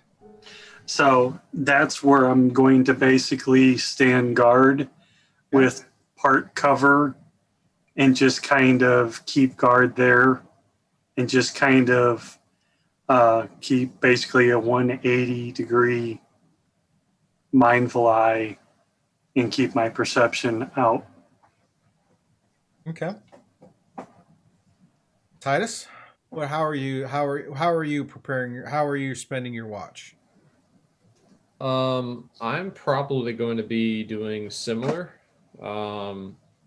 And just so I am understanding right, the hole is over where Gorr is standing. Yes, that's the hole in the wall. Gorr is currently standing on some of the rubble. It's been cleared away, but there's still some pretty decent chunks. So is that difficult terrain? No, it's not that difficult. It's not that big of chunks. Okay. And then you said there's double doors. That's to the north. There's a set of doors. They don't line up correctly, but it's a couple of heavy wooden doors. If you want to push one open, they're currently shut right now. Okay. I am going to move over and kind of get towards the center of the room. Okay. And just so I can be within range to react if any movement happens, and I'll keep silent. I normally would want to use this opportunity to discuss some battle tactics and things like that, but hearing what I've heard about Gorr and obviously what I've experienced as a paladin in Barovia, this is nothing in my mind compared to what I've experienced in the past. I'm just going to stand silently and with my ears and eyes open to any type of movement with my hand on the hilt of my sword. All righty. Nin, what about you? All right. Now, where's the path that she said that we shouldn't let anybody come from? She pointed basically toward the other side of the bridge in that direction. Okay. So I can't see that right now. Not from inside the building. But we can get outside. Can we look through the... You can look through the arrow slits. There's one that kind of has a direct line that leads in the direction she was kind of pointing, because she kind of walked around the perimeter or whatnot, so you can kind of see what the perimeter was. There's a couple of braziers on either side of the bridge, but that's the only artificial light, for so to speak, that's in the room, that's in the area, other than Karalee's lantern. Okay. Are we doing rounds of guard duty? Or are we all guarding? You're all on this watch together. So how you're spending that time? It's been a few hours since Ministrate left you guys there. So it's how are you spending that time? What are you doing? Right. Okay, I'm going to walk around as I've been doing to see what is there, but I'm eventually going to settle down and sit down over here. Okay. So you're sitting there. What do you do when you sit down? I rub off the yellow powder and basically arrange my things and have my crossbow out and just kind of polishing it absent-mindedly.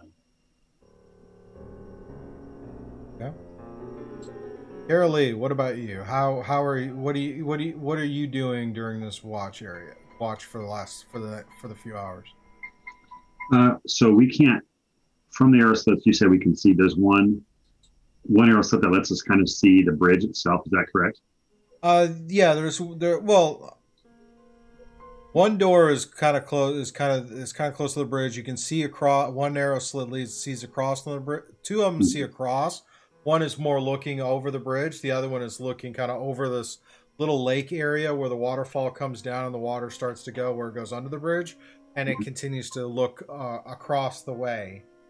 And we think they're coming, based on what you said, they'd be coming across the bridge, right? Yeah, they'd be coming from the area opposite the bridge. So problem with me is that I don't have dark vision, so I can't see anything outside of my lantern light. So I couldn't see them coming even if I was looking at an arrow slit because the light's in here, right? No, so you couldn't see, but you could listen. If you could probably be listening, and since you've probably got the best perception of the lot, that's it. Yeah, I would have. I just say to him, hey, next time when we're in a situation like this, would you mind giving me dark vision? I'm pretty good at seeing things, but if I can't see them. Yeah, you're right. I thought about it, but I figured the other two. It's okay. I just in general, just asking that. I think I think what you did was a great idea. I'm glad that they can see. I think it's great. Yeah. So I'll just kind of go to the area that's nearest there, and just listen. In fact, I'm considering, guys, what if I was right outside, how long would it take them to get out of the tower to come in? How long would it take them to get from the tower or this room outside? Just stepping through the big opening in the back of the room. Okay, In the back of the room. So around. So it wouldn't be very long, right? So I actually depending on how far away you walked away from the structure. Well, I might just go outside and just hide myself behind something and then just listen and see if I can hear anything. Okay. And I'll just say I'll just be right out here, and if I make a. All right, go ahead and position your token where you want to do that. Okay. And I say, if you hear a scream, come running. All right. So which, just out here? That's through the, that's through you're in the wall through the arrow slit. There's there's kind of a natural wall off to one side. And then can I be out there? All right. Okay. So I will just. You can see there's like there's a natural wall to the left, to the right, and then the bridge is to the left. Okay, so I think that the natural wall would probably like right here would be like the best place to hide, right? Okay. Yeah, so that's what I'll do. I wouldn't have my light on me though. It'd still be actually, maybe that's what I'll do because they can all see in the dark. So I'll just have my hooded lantern covered. Okay. Next to me. What are you reducing it down to? Pretty much to nothing. Well, these torches on the bridge here? Is that right? Yeah, they're little. They're kind of iron braziers. Sure. I'll actually have it completely just hooded so that nobody can see the light, and Okay. then I will just kind of hide in the dark and listen, and because I can't really see much more than that, and then I will just so I'll just use maybe a stealth roll, I guess, and just kind of stay hidden, and I'll tell them that'll be my signals when I turn on the light if something is coming. Okay. And you guys come running out for me, okay? Karalee, did you leave the door? Did you go through the hole in the wall on the other end, or did you go through the door? I assume the door. Either through the door or around. It's Yeah. it's Yeah. kind of that. Okay. I think I just dragged my character that way. I'm sorry, but I figured that wasn't a big issue. Sorry. If you're doing this, then I would say that we would have at least one of the doors of the double doors open, cracked, so that I could kind of keep an eye and know your location. Sure. Be Yeah. able to see that. Yeah. And okay, so my stealth roll is a 21 total. Ooh. Okay. And Nin doesn't like Karalee being out there by herself, so he's going to follow her. Can't right. you can keep in contact with me through your telepathy, right? Yeah, And then I can just tell you if something's coming. that's true. That's up to you. I don't care what you do either way. Yeah. I'm only out there because I can't see anything, and so I just have to hear it. So Okay, I'm going to go over here to the bridge as well and hide with you.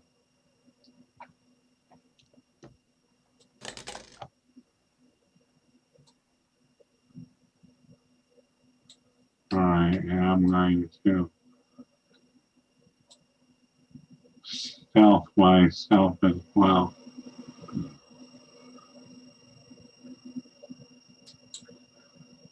All right. Karalee, you got like a 20 on your stealth, if I remember right. 21. All right. Nin, go and roll your stealth. Mine's a 13. Okay. I just look at him. You're not hiding very well.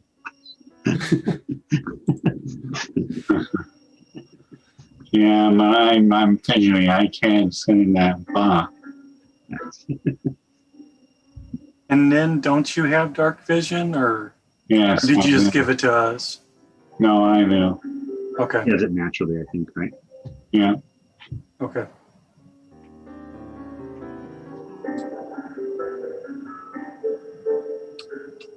All right. So as you guys are kind of as the first couple hours, this is where you guys end up after that first couple of hours, and you're sitting there. Karalee, you're actively listening for stuff, right? Yes, absolutely. So go ahead and give me an active perception check. Actually, everybody give me active perception checks because you're all trying to look and listen and all that in case of anything. All right, let's see here. Come on, go. Halfling. I'm going to use my halfling luck. That was a 1. Ooh. Oh boy. Okay, here we go. Come on. Don't 17. Don't really want to get. Okay. Oh, much better. All right. 17 plus perception, right? So 6. So that's going to be 23. No, 17 Nice. plus 7, 24. Titus 19 for me. and Nin 10. 10. 10. Okay. I forgot our bonuses went up at 5th level. So Well, especially bonuses. as you guys are all sitting there listening, and you're hearing everything going on around you, you're hearing the sound of the waterfall and the water, and then you start to hear something else. You hear something that sounds metallic, and footfalls, and a little bit of squeaking. Do I sense it coming from that direction? You could hear it's coming all from across the bridge, and it's Okay. coming closer. And you can for Karalee, you can detect, you can pick out two sets of like this metal kind of squeaking and moving, and it sounds like something's not lubricated quite right. There's a little bit of there's a heaviness to the footfalls as they're walking. Um, the rest of you can hear there's some other movement with. It sounds like it's a group that's coming closer. And then you catch it as well when it gets really when as well from your vantage point.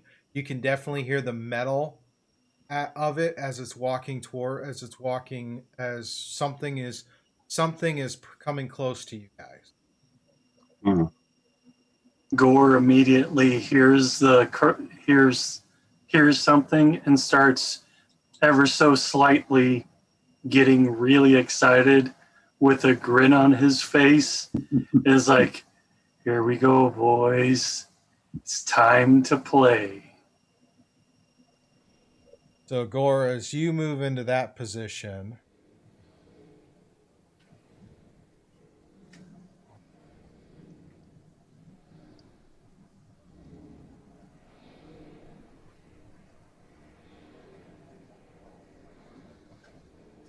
you see what looks, because of this aided dark vision at that 60 feet at the edge of your vision, you see coming into view what looks to be a dwarf, but they're encased in an armor that doesn't look like armor, or it looks very strange.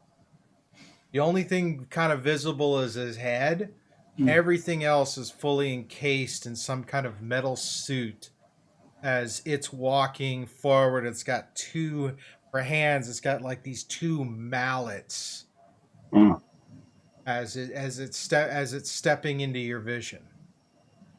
Titus, Yeah, I unsheath my sword and step out so that I can get a better look. okay, go to move your token. There you go, and you've got that 60 feet. Mm-hmm.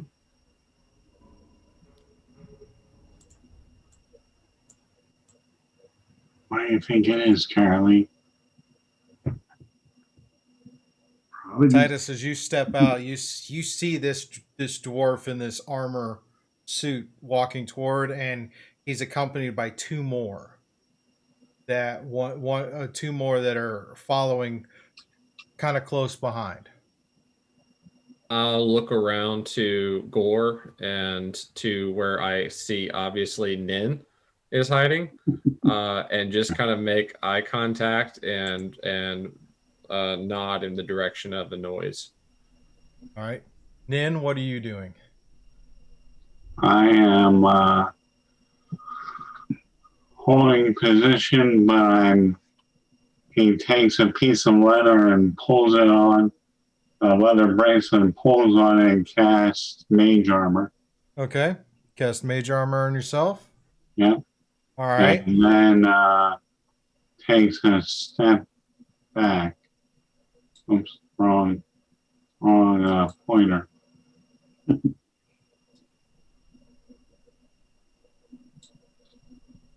There you go. And it's just waiting. Okay. Karalee. so I don't see anything yet because I don't have dark vision. No, but you can hear it. What What you hear, because your perception is so, because you're focusing in on the audio of it versus the visual, you hear the one group coming from the side that Titus and from the bridge, but you also hear a second group closer from your to the right of your position. Hmm. I And you hear, you can tell Gorr and Titus have moved into a position. You can tell by their footfalls, the stance they've taken. You hear Nin kind of chewing on the leather real quick and then taking a step to the side.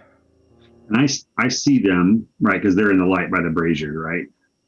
So Yeah, they're coming. Yeah. You can see. You can. I'm sorry. I see Titus and Gorr, I meant to say, right? Mhm. Yeah, you see Titus and Gorr as they step Okay. into the light.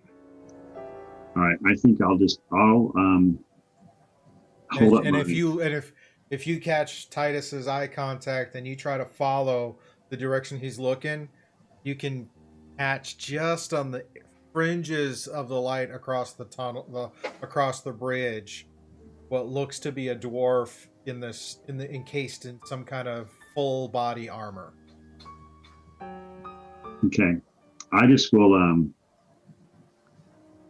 ready my crossbow until they get a little closer, and kind of go off of what Titus and Gorr are doing. And I'll just kind of aim it and get ready for the action. And as soon as they make any kind of hostile move, I'll ready my action to fire my crossbow. Okay. Now, At this quick question, real fast. I'm sorry, Okay. because this is going to sound really weird, but in all of the time I've played 5th edition, I've never had a person with a crossbow that had multiple attacks per action. And if I remember correctly, I can shoot my light crossbow twice on an action, right? But if it's a heavy crossbow, I couldn't because it has the reload feature. But this one is a light crossbow, so it doesn't. Can you fire this? It's a lot faster. So you can fire a crossbow twice if you have 2 attacks? Yeah. Okay. That's really rare. I guess I just was looking right now, and I've never had a character with a crossbow that had multiple attack actions. It's kind of funny. You're practiced, you're proficient. Yeah, the heavy crossbow is definitely going to be a lot more because you have to use a crank to wield it back. And I think it says reload in the notes, but light crossbow doesn't say that. So I'm assuming that means I can fire it twice, right? Okay. All right. You So can I'm pretty ready. much kind of, the light crossbow is essentially you can kind of cock it back with yourself, whereas a heavy crossbow you have to use an extra tool to do the reload. Okay. All right. Well, that's what I'm doing then. Okay. I've always had a bow. It's kind of funny. I just never thought about that until right now. Awesome. Alrighty. So, with that, gentlemen, go ahead and roll initiative.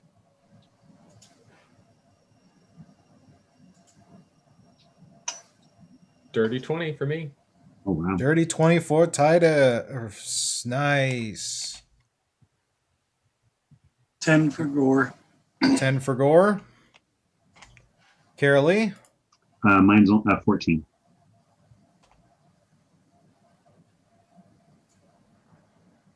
And Nin, you got a 13? Yes. Alrighty.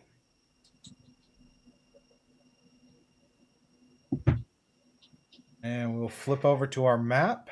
We will get to it. Alrighty, so laying it out right here, we see that we have Titus on this part of the bridge, Gorr on this side, Karalee standing by with her crossbow aimed in that direction. Nin has taken a step back. And Titus, you are first up in the initiative order. Are they within 60 feet of me? Yes, because your vision is 60 feet. You can see the all three of them as they're kind of coming through. Okay. All right. All right. You see the one dwarf who's in this like full body armor with these giant hammers for hands. Okay. Did I hear that there were more coming from the right side of where Karalee is? Your perception was was this? What was your perception on last roll again? 19. 19. Yeah, you hear traffic coming, but you couldn't, and you could make out the two sets of, you can make out these armored footfalls, Mm-hmm. and you pretty sure you can make out two of them, Mm-hmm. but you can see one right now. Yeah, that will be coming across the bridge, but there were more to the right of where Karalee. Yeah, and you can hear it, but you can't tell exactly where it is to the right. I will announce that to Gorr. Tell him that it seems like we're going to be flanked, and as much as I would like to go and chase after these Durgar or whatever they may be ahead of us across the bridge, I want to stick close to the rest of the party and let them come to us. And with that, I will hold an action if they should get close to me to attack. Okay. With one of my swords, and then yeah, I'll just. So you're holding an action for the sword in case somebody to get close to you. Yeah. Okay. And yeah, that's what I'll do.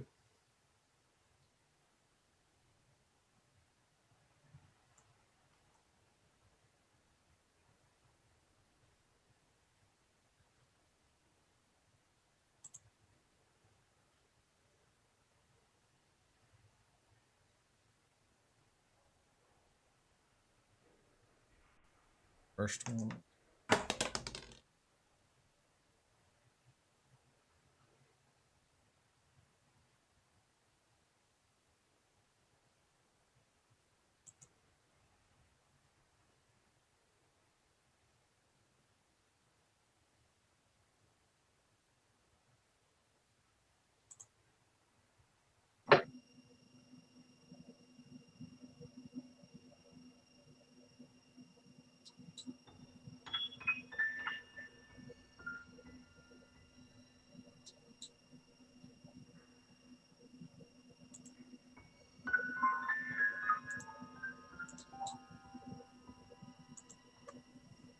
Steve, when I see that one, can I fire? Because that's what I was holding my action for. You certainly can.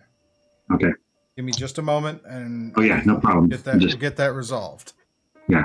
Yeah, no problem. I just was wondering if that was my. I literally couldn't see him until he just stepped right there. So. Yeah, he steps into into your line of sight.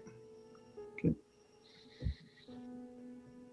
That's the one thing I like about Roll20. I can't see anything until they're in the light, and I really honestly could not see anything on the map until right then. Yeah, I can't see any enemy yet. Gorr, odds or evens? Evens. Titus, you notice a javelin being hurled at you. Oh, do I?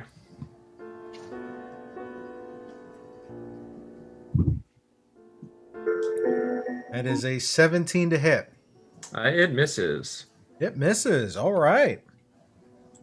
Karalee, go ahead and take your shot.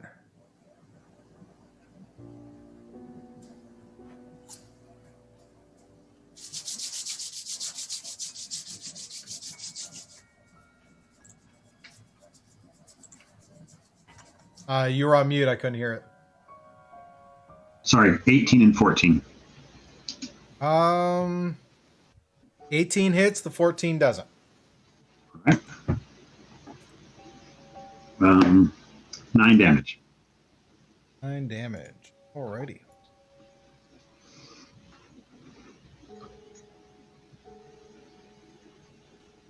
Okay.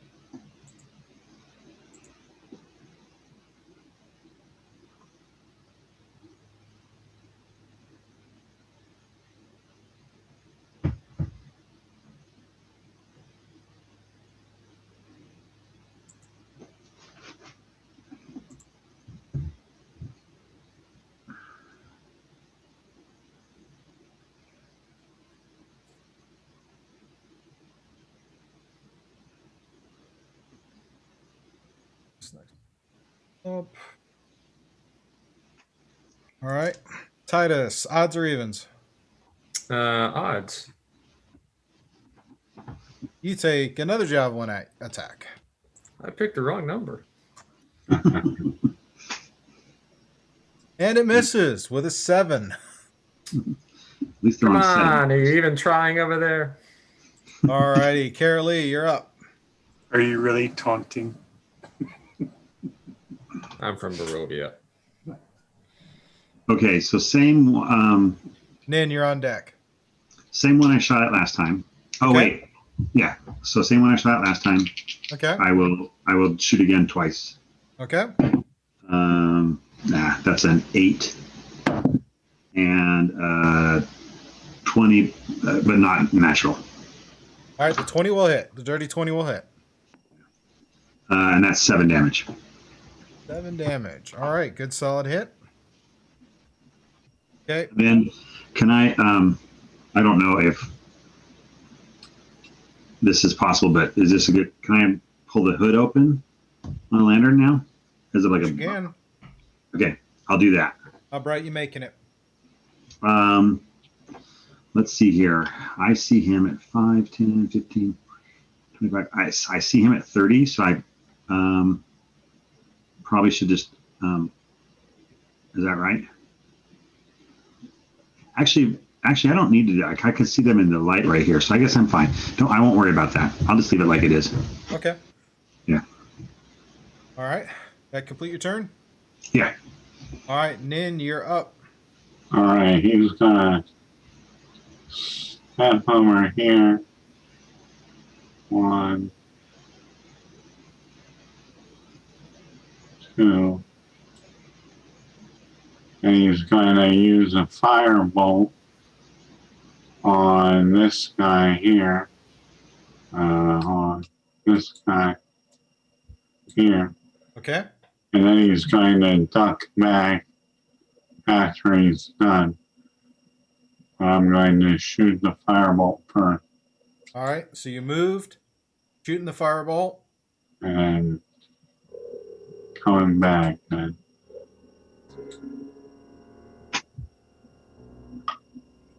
All right.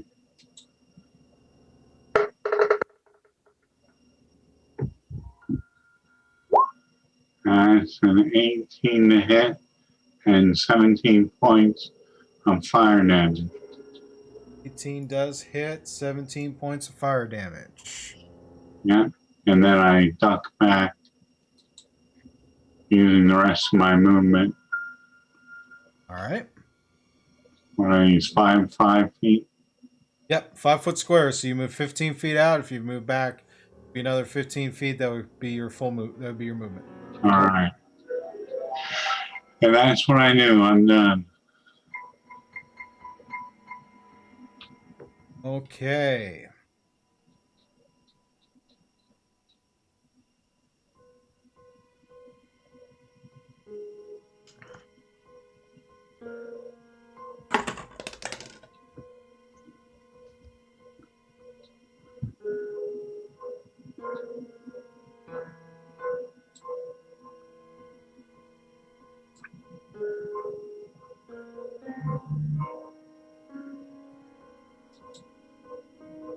And then as you come running back, you hear a noise. Look up as you're in the direction, and you see another Durgar coming around the corners, kicking a rock as she goes, charging up on you with a sword. All right. So she's going to take a swing at you. That is a 19 to hit. That hits. Going to be 9 points of piercing damage. 9 points. Gotcha.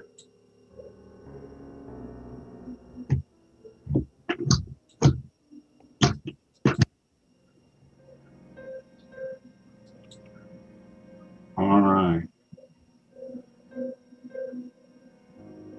This one, she's going to charge. And she gets about there, dashing up. She has no other action. With her sword pulled out, charging at Titus. Oh, really? Gorr, you're up. Makes me feel all lonely that charging the wrong person whenever it's my turn. I go into a rage Okay. and lunge forward and attack All right. with a great axe. Okay.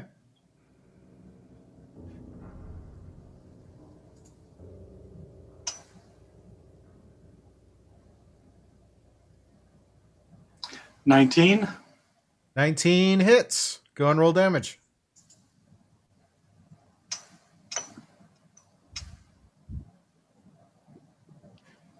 Six. All right. 6 slashing damage. Okay. All right. Anything else you wish to do, or is that complete your turn? Is that with your +2 for the rage too? I did say that I wanted to. The UV Beyond doesn't take that into account. I think you get like what, +2 for the rage? Yeah, I don't know. It could be higher at higher levels. It should have automatically done it, but Well, the rage gives you advantage on anything strength. It gives you +2 damage, but from playing my other character, that's Barbarian, it doesn't Right. have the rage into your roll. right. Yeah. Advantage on strength checks, saving throws, melee weapons, +2 with melee damage. So if it didn't take it in this, so instead of 6, it should have been 8. Yeah. Okay. Sorry, I didn't mean to game it. I was just thinking there's no way that you roll. Also, within 10 feet of me, because it was my first action, because of my particular rage and my storm or aura, this particular critter, let's see, gets additional 1d6 of damage, takes lightning damage for storm sea damage. Nice. Go and roll it. So that would be d6.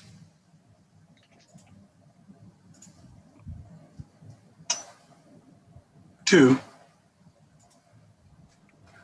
Still, every hit point counts. Right. And do you get 2 attacks per action? Not for that. That's just for status effect. That's just a part of being near me whenever I rage.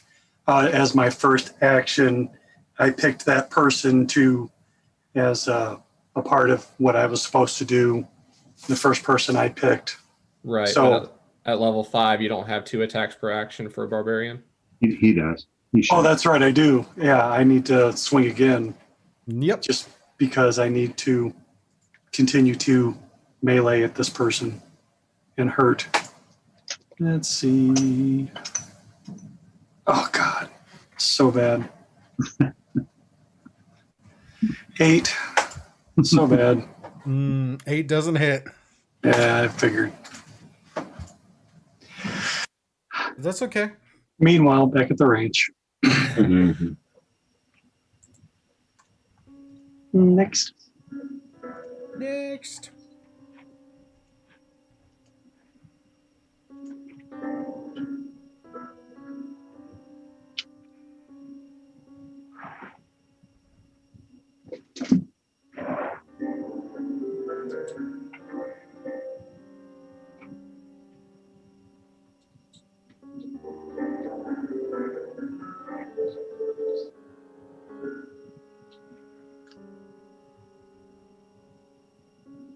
What's the size of these creatures?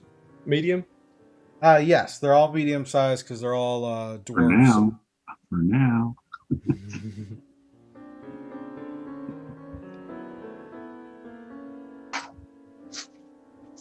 Okay, so that one dashed up. That's his whole movement. Bringing us back to the top of the order with Titus. Does a moonbeam cast down in the depths of a dwarven mine?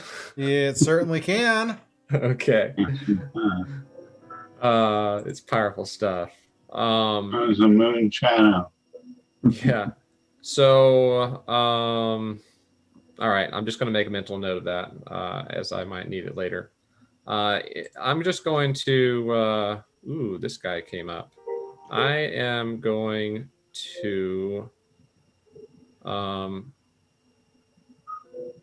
going to move right up in his business. And then I'm going to attack the guy just north of me. Okay. You come up, you see this dwarf, he looks like he's in a fairly encompassing armor. Only his head is exposed. And he's got these big metal hammers for hands. And there seems to be a little puff of steam coming out of the back of his suit. Oh, very nice. Very nice. I like it. All right, so I'm going to swing. 17 to hit. 17 just hits. Go ahead and roll damage. Well, that didn't roll. So that is 10 damage, and I'm going to add a little bit just for flavor with a little smite, just a little bit. All right. Go ahead and roll on with that Paladin Rage. Oh yeah, I'm feeling it. I'm feeling it. I don't like the look of this guy. Are you kidding me? two ones. So that's just. I said it was just a little bit of rage. Just a little bit. Just a little bit. A pinch of smite. A pinch. I didn't want to let it all at once. Just kind of. Okay, I get it. Ease it in there. Let him get just a little taste of what's going on. So 24 to hit for my second attack. That hits. Roll damage. And that is an additional 8 damage. Alrighty. He's definitely hurting now. And that'll end my turn. That'll end your turn.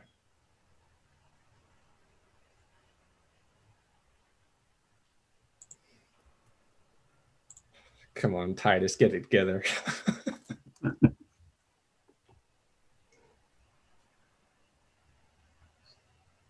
This guy. He threw his javelin, so now he is going to charge. Well, if he wants a javelin, I can give him one.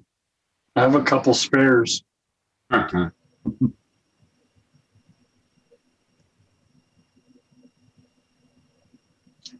This one's charging up as well. Oh, it's a party now.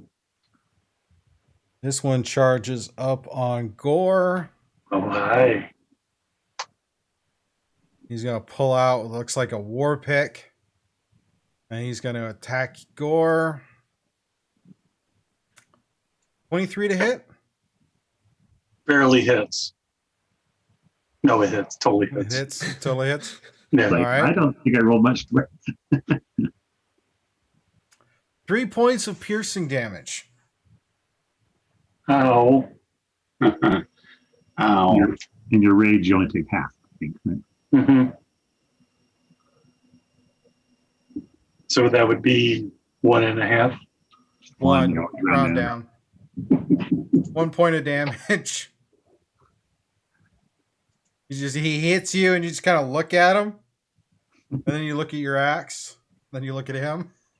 It's like, I will kick you in the water, little man. I'm literally on this bridge. Don't make me have to be a troll.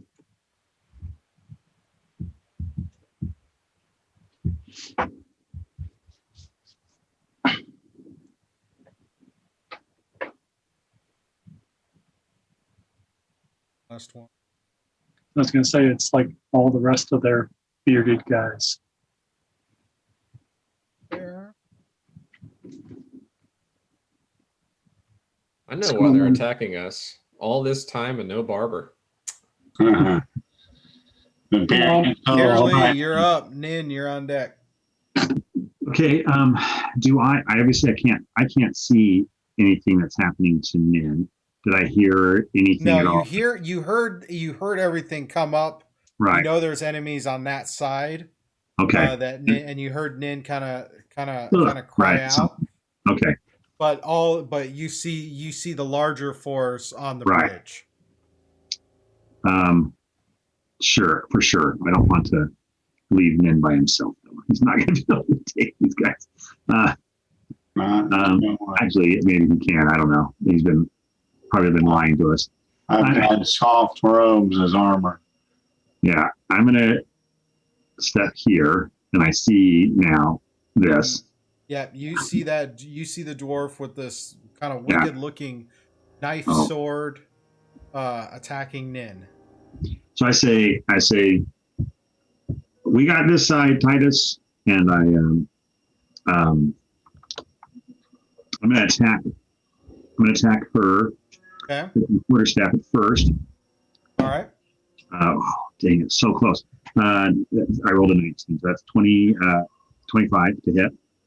Totally hits. Roll damage. Okay, and that's going to be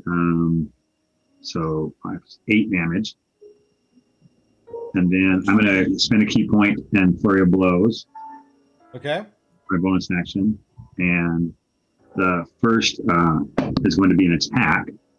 It's 13 plus 6. That's 19 to hit. 19 will hit. Roll damage. Okay, and that's going to be only 6 damage. Okay. But then I'm going to use my second flurry of blows strike to touch Nin, and I will use it to heal him. So, because I heard him get hurt, right? And he gets back 8. Wait, hold on. Sorry, hold on. I forgot it's different than my hit. It's 9 actually. So you hit you hit the dwarf. You cracked him on the head with the quarterstaff, and then you punched the dwarf, and then you punched Nin. Yeah, and you did damage to the dwarf, and you healed Nin at the same time. Yes, that's pretty clever. I like this. I love this style. It's awesome. And that's it for me. Obviously, that's my move, my bonus, and my attack. So. All right, Nin, you're up. Gorr, stand by. All right. Well, I am Nin. Hold on, let me get the map back up here. Nin screams out as one hit him with a sword and then Karalee's punch, and she looks at her for a second and is like, oh, that felt good. And then he pulls out the octopus tentacle and says some words and cuts off a bit of the octopus tentacle and casts Hunger of Hadar. Okay, what does that do? That creates a 20-foot radius sphere of utter blackness and cold. Okay. As soon as I knew it, the Duergar and Karalee hear slurping noises and whispers and such, and anybody in the area that it covers is blinded. Blinded. Right, and it also causes 2d6 of cold damage when they start their turn. And anybody who ends their turn in it takes 2d6 acid damage. All right. And the terrain is considered difficult. All right. Is there a saving throw for that? There is on the last one if they end in it, but if they begin in it, it's no saving throw. And if they begin in it, how much damage do they take? 2d6 cold. Okay. And I'm casting it away from me, so it doesn't. It only hits this lady and everything behind it. Okay, so it's not centered on you. No. Thank you.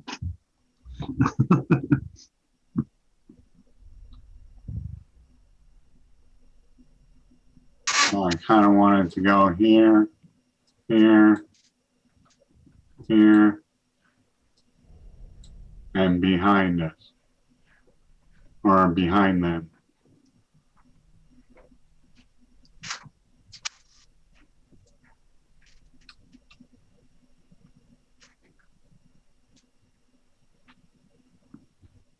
Right here. No, right, there you go. Okay. Yep. So they are blinded in there and confused. Is it 20-foot radius or diameter? 20-foot radius. So 40 feet. That's huge. Yeah. So yeah, it would actually, yeah, there you go. That's pretty beastly. Yeah. That's big. There it is. Perfect. If I were to see this out of the corner of my eye, I would marvel at a spell that actually worked the way it was intended. I'm super impressed. This is one of the new ones. And Nin is just muttering the words, and his eyes go completely black. I flinched for just a second, thinking I'm absolutely going to get hit by this. But you feel like as if you opened a blast freezer. All right. Does that complete your turn, or anything else you wish to do? That doesn't just, they'll take damage when they start and or end inside of there. That should be it.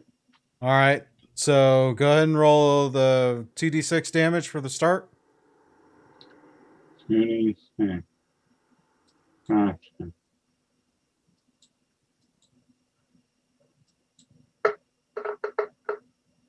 Oh, that's 12. 12? Okay. Wow. Bada bing. Great job. Yes, sirree.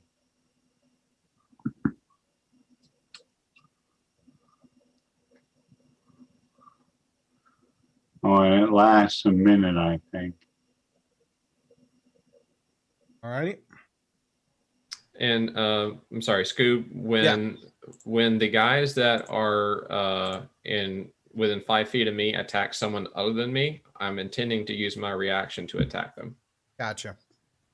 Okay, so you said they're blinded and the terrain is considered difficult terrain? That's correct. Okay. Let's see.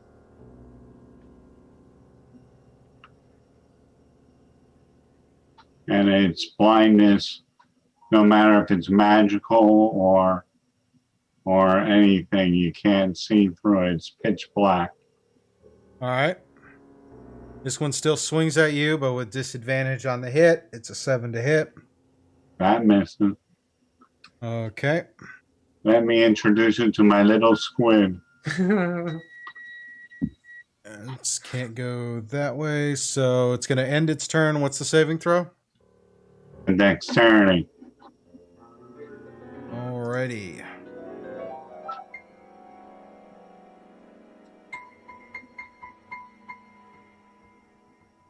Fails the dex check. What happens when it fails the saving throw? It takes 2d6 of acid damage as milky white tentacles All right, go ahead and roll the damage. And slather themselves on the body. I throw up a little bit in my mouth. Mm-hmm. Yep. Go ahead and roll it. Rolling. Oh my god, I got another 12. Okay. I wouldn't believe it, but it's here. All right, We all see it. This is the one that Gorr attacked first. It's going to attempt to attack Gorr again, and as it does, Titus gets to do his reaction. So Let me resolve his attack first. Oh, That makes nice. it 20. Yeah, I got an at 20 on my Yeah, that's awesome. reaction. So that's a 21 to hit Gorr. It's All right. For 9 points of piercing damage. Titus, your reaction, go. Yeah, I look, I see him, I say, did you just do that to my new friend? And I will pull my sword around and slash at him. I had a crit, nat 20. Nice. Um, What's the damage? so it did the weird thing. So Roll 5 it again. plus, yeah. Just take so, the first dice Oh, roll. yeah, there was 2.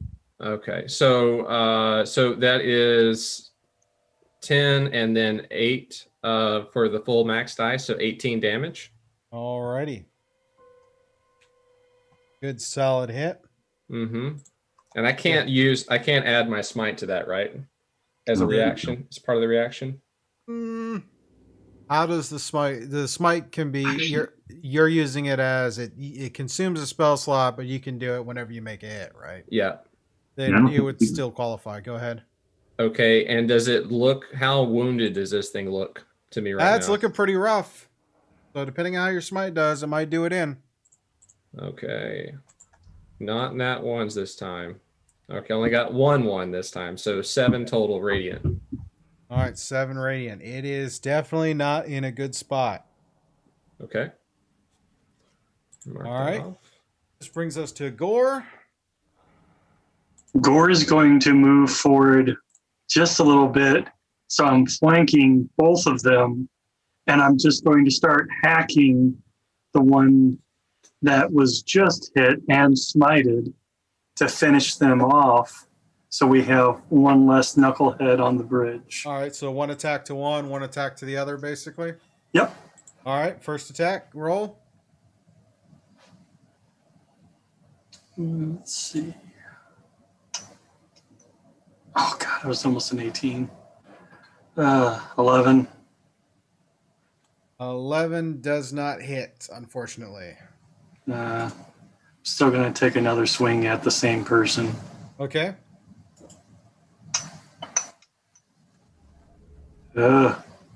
Rolling horribly. I'm just going to kick him. You have is your aura thing like you have to hit, or is it just automatic, or how does that work? I'm sorry? You know your aura, like when you're raging, does it hit anything you want, or do you have to hit them first before it can do that? I have to actually hit them. Oh, I got you. Yeah. But as long as I'm still in combat and everything, it's just one continuous rage. It's whenever everything stopped, then I have to rage again. Yeah. Sure, but when you hit him, it does it. It's not like just okay. I just wondering. Yep. Alrighty. All right, so that completes your turn, right, Gorr? Unfortunately. Alrighty, then brings up for them. He's in there. He already took the damage for starting his turn in there. And it's difficult terrain, so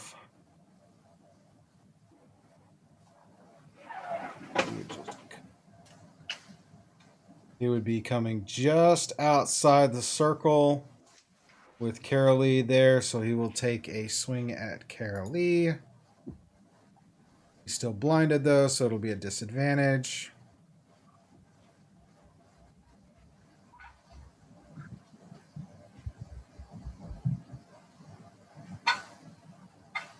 That's a 10 to hit for the first hit.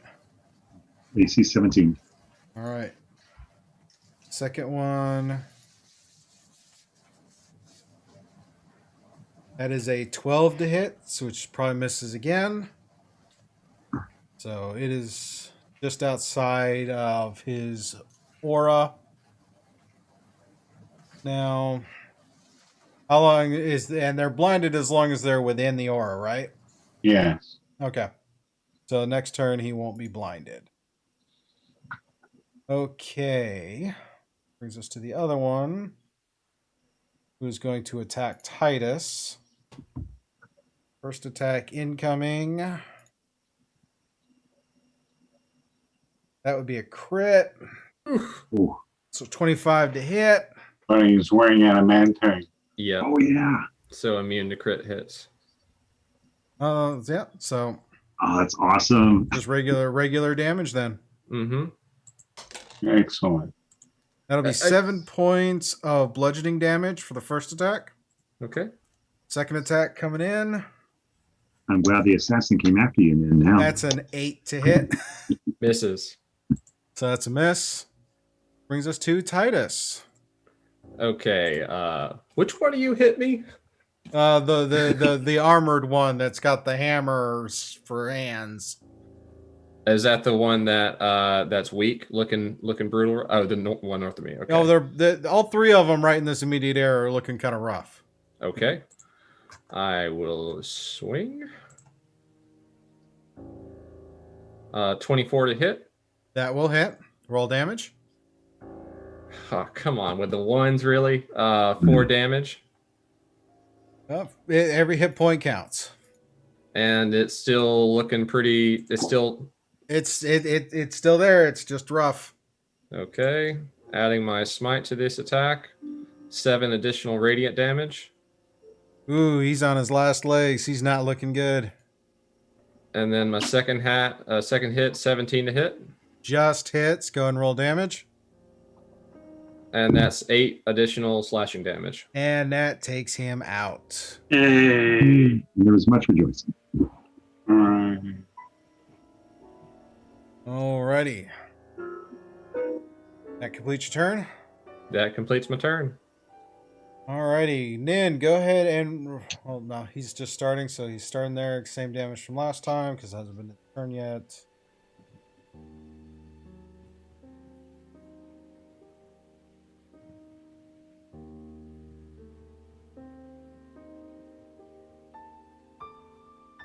True. Dex saving throw. 2. That's in Dex 15. He passes the dex save. Oh, okay. And it's What's that? half. It's half? Okay. Half good. of, Half of 12 from your last roll? Or you... yeah, certainly. So 6 additional points of damage. All right. Not dead yet, but definitely not having a good day. Uh-uh. Alrighty. Next one. Who's going to charge at Gorr. And attack Gorr, because it's dogpile time. When he comes in, though, let's see. He's going to...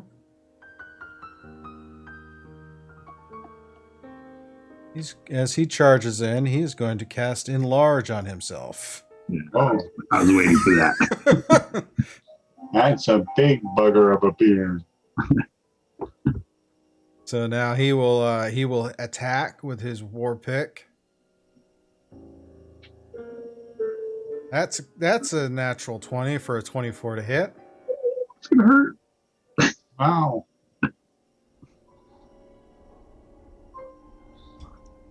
Hold on to that rage. Yes, that's good. He's only going to piss me off more. Oh boy. When the DM says, "Oh boy," 32 points Oh, of piercing damage. Wow. Enlarged, he does 2d8 damage. Crit, so that's 16, and I rolled 6s on the d8, so 16 plus 8 or 16 plus 12. No, that's actually 28. Or 28 plus 2, so 30 even. 30 even piercing. So when you half that, it's 15 points of piercing damage. So 15. Okay. Oh, that's right. Barbarian. Thanks Yeah. for the Barbarian rage. and raging, That's half damage on piercing. love it. That's much better. Mm.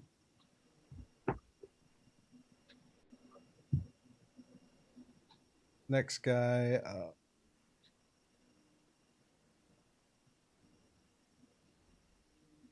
gonna hang back because he's not stupid.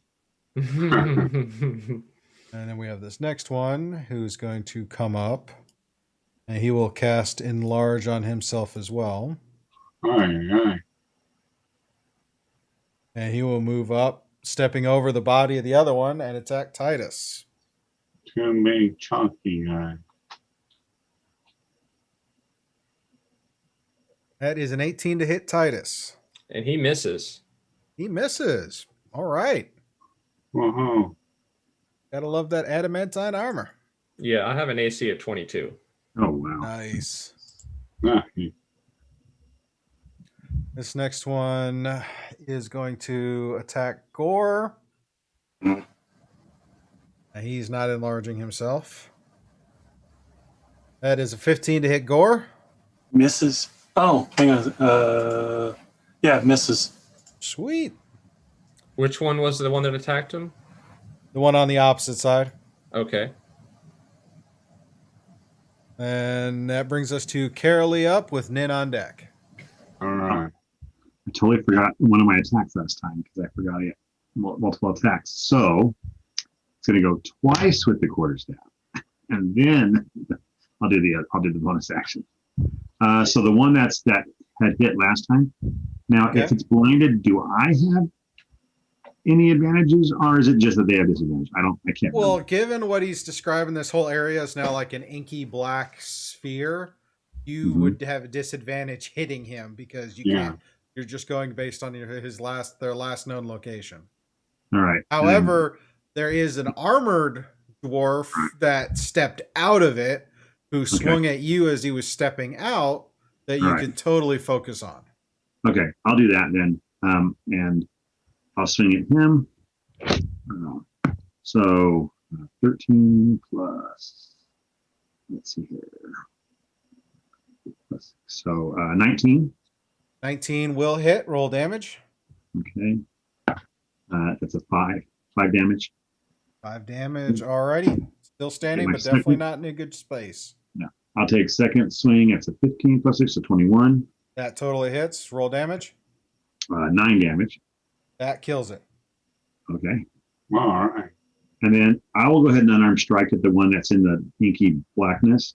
All right. Disadvantage on the attack roll. And if it's blinded, I get advantage. So does that just cancel out and I get a regular swing? Is that how it works? You're at disadvantage because you can't see it. Sure. And but then I have advantage because he's blind, right? Well, I mean, he's blinded in there, but Yeah. my point is Oh, you yeah, that's can't fine. see him. Okay. I'll just take the lowest of these two rolls then. So a 19 and a 16. So I'll take the 16. So that's going to be 20. It's going to be 22 to hit, Still gonna hit, and that's going to be 8 damage. and that totally kills it. Okay. And are you still? You punch into the void. You feel you connect with something, and you feel it crumple at the on the impact. Okay. Yeah, and that's my turn. Well, Alrighty. I guess I said I flurried a blow, so I already spent the key point. So, just for the heck of it, I touched Nin. I don't know if you're even still hurt, but oh, wow, you get back 10 hit points. You are. I'm Nice. not. I already spent the key point, so I just will do it. All right. So, Alrighty, Nin, you're up. Now, I don't know if I'm going to be able to do this because I didn't specifically say I got back Guano. I was looking for it. So I just say I wipe some back Guano off the column and smash him with some sulfur and cast Fireball. Okay, where are you casting it? I'm going to cast it well outside of my friends. Somewhere around here, probably. But I gotta make sure. I want to get these guys and this guy out here in the Shadowland. And I think I can do it with a 20-foot radius. So you're trying to get it right about there? Yeah, that's about right. Alrighty. Cast a fireball, so 3. 3 dex saves. So Yeah. let's see. Does the enlarged feature change anything with our dexterity checks? Oh wow! Very good. Nice. Only for strength saving throws. However, they are Duergar, so they get advantage on their saving throws against spells. That's cool. Oh, okay. yeah. First one makes it. Second one makes it.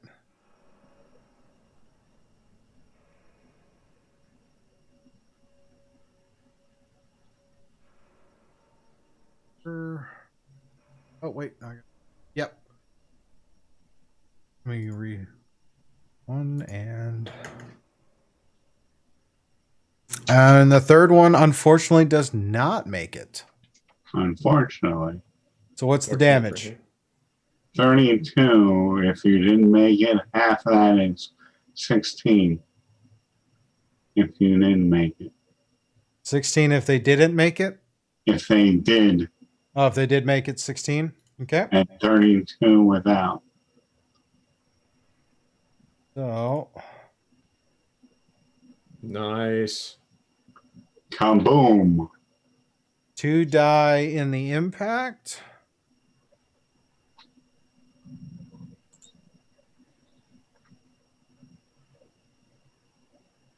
Alrighty. So that definitely brings it down. Okay. That complete your turn then? Yeah, that's all. Alrighty. Next up, we have this one who's in the middle between Titus and the other guy. And Gorr, or Titus and Gorr. And Gorr, odds or evens? Evens. Titus, you're gonna take the hit. Ready. It's forgot every time now. I know, right? And every time he missed, I Doesn't hit. matter if you take it or he takes it. It's always you. Yeah. That is a dirty 20 to hit. Misses. Oh, Alrighty. yeah, 22. Gorr, you're up.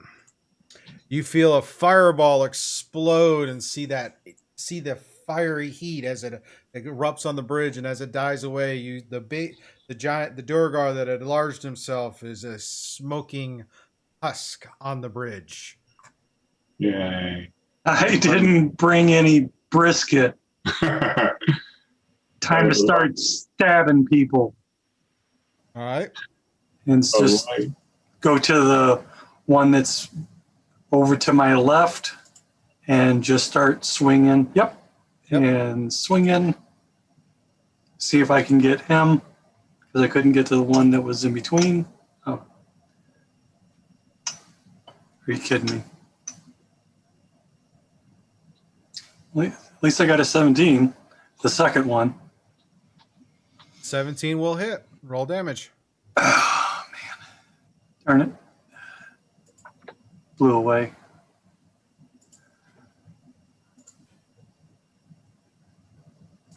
Damage for it is...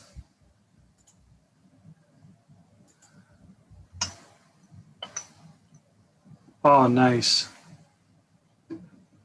15 slashing. Oh, yeah. He goes down.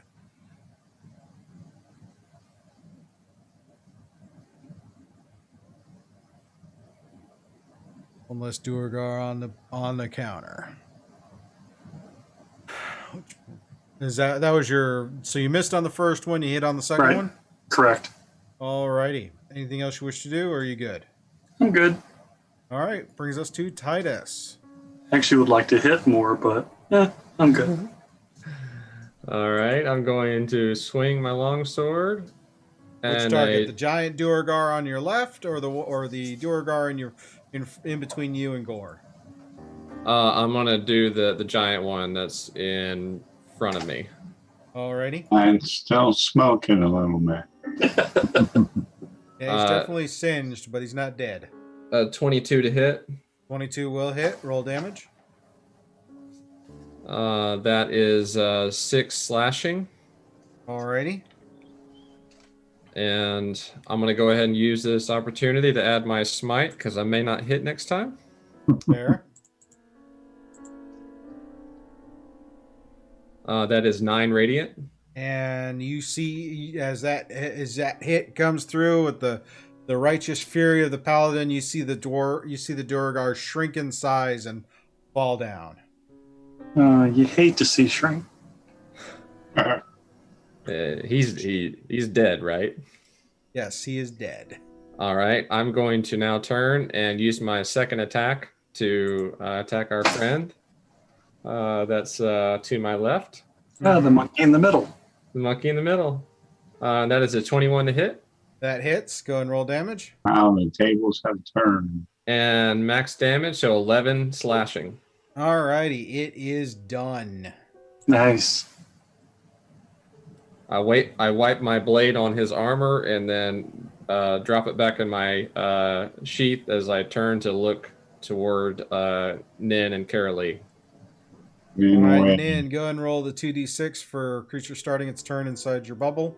All right, the bubble of slurpitude.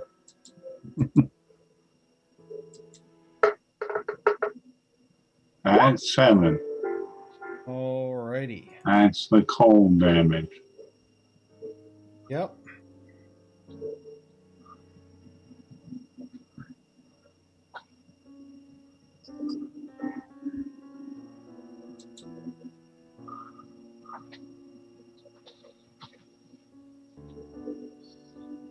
Let's see.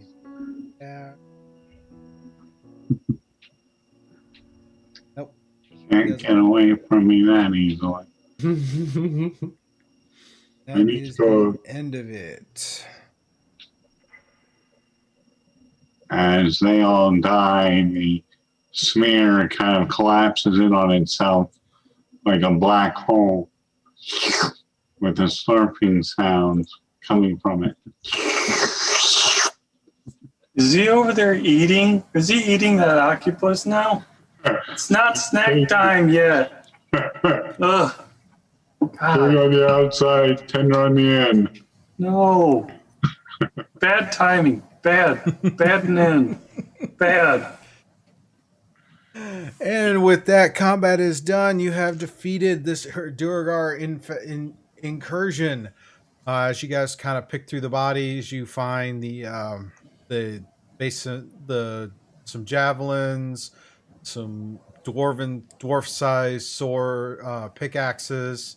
The two had these really kind of wicked half-curved blades, and then there's the two that are encased in like these armor suits with like agony on their faces as they died.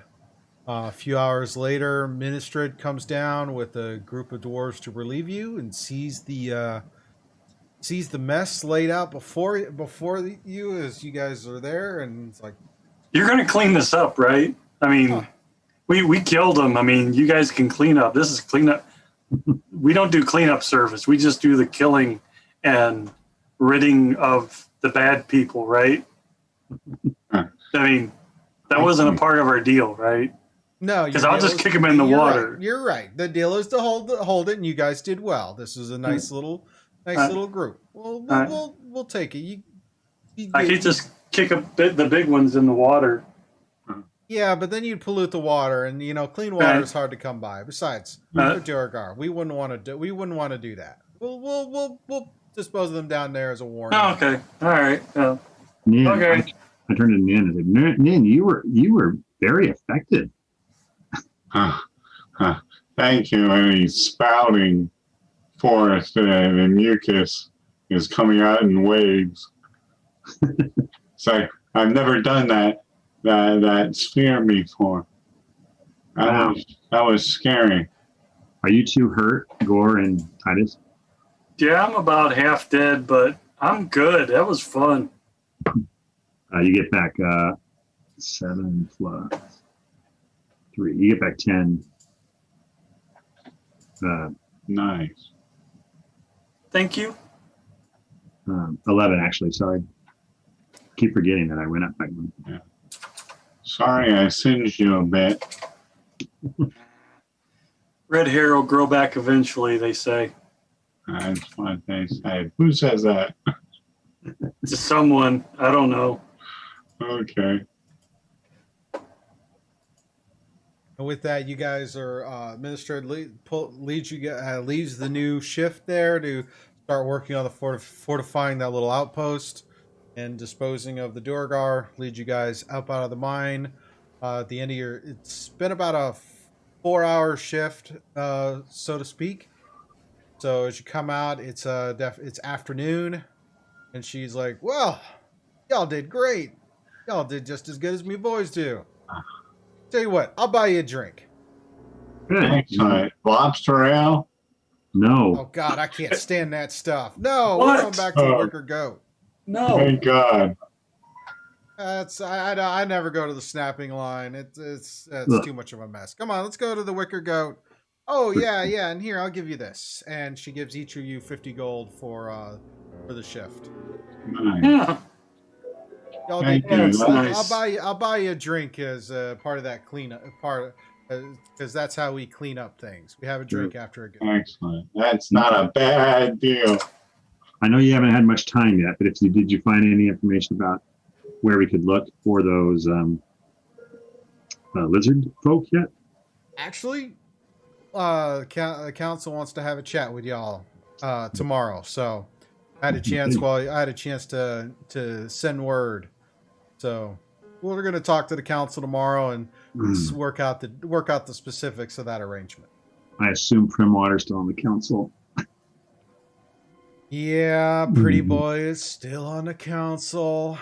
I might not want to show up. Maybe you guys should go without me because we don't have a very good history.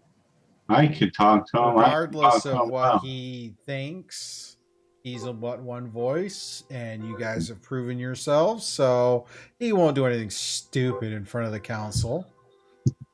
You'd be good. Come on, let's go to the Wicker Goat, get a drink, Sure. and then tomorrow we'll talk to the council. Absolutely. Why is it called the Wicker Goat?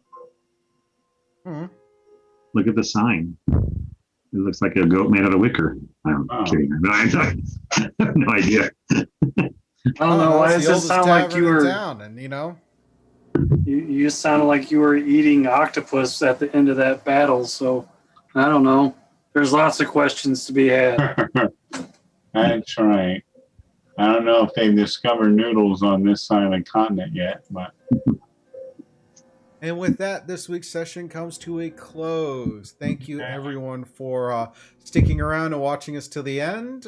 Thank you. If you're watching this video as a VOD later, thank you for sticking through the end. You're awesome and wonderful human beings. Thank you to my cast for spending another Saturday night here playing D&D. Thank you to Grant for joining us for the first time. Hopefully he had a good time. I did. Thank you. And thank you to the community. Thank you to my moderators in chat for everything. If you guys were there, you're awesome and amazing. Remember, if you enjoyed this video, please hit the like button, hit the subscribe, and the bell notification. Trying to get to that 100 subscribers so we can start doing more new and cool things. Tomorrow, Sunday with Scoob, 12 noon Eastern here on this channel live. Going to work on some more Warhammer minis. Tuesday night is Scuba and the Rye, 9 p.m. Eastern on this channel, where Rye and I talk about movies, games, and everything else in between. And next Saturday, we will have Shadow Watch at 1 p.m. Eastern and Challenge Accepted at 8 p.m. Eastern. So, that was my first fireball that I've ever thrown as a D&D character. That's cool. Worked out. Put that on your bucket list achieved. Yes. Woo.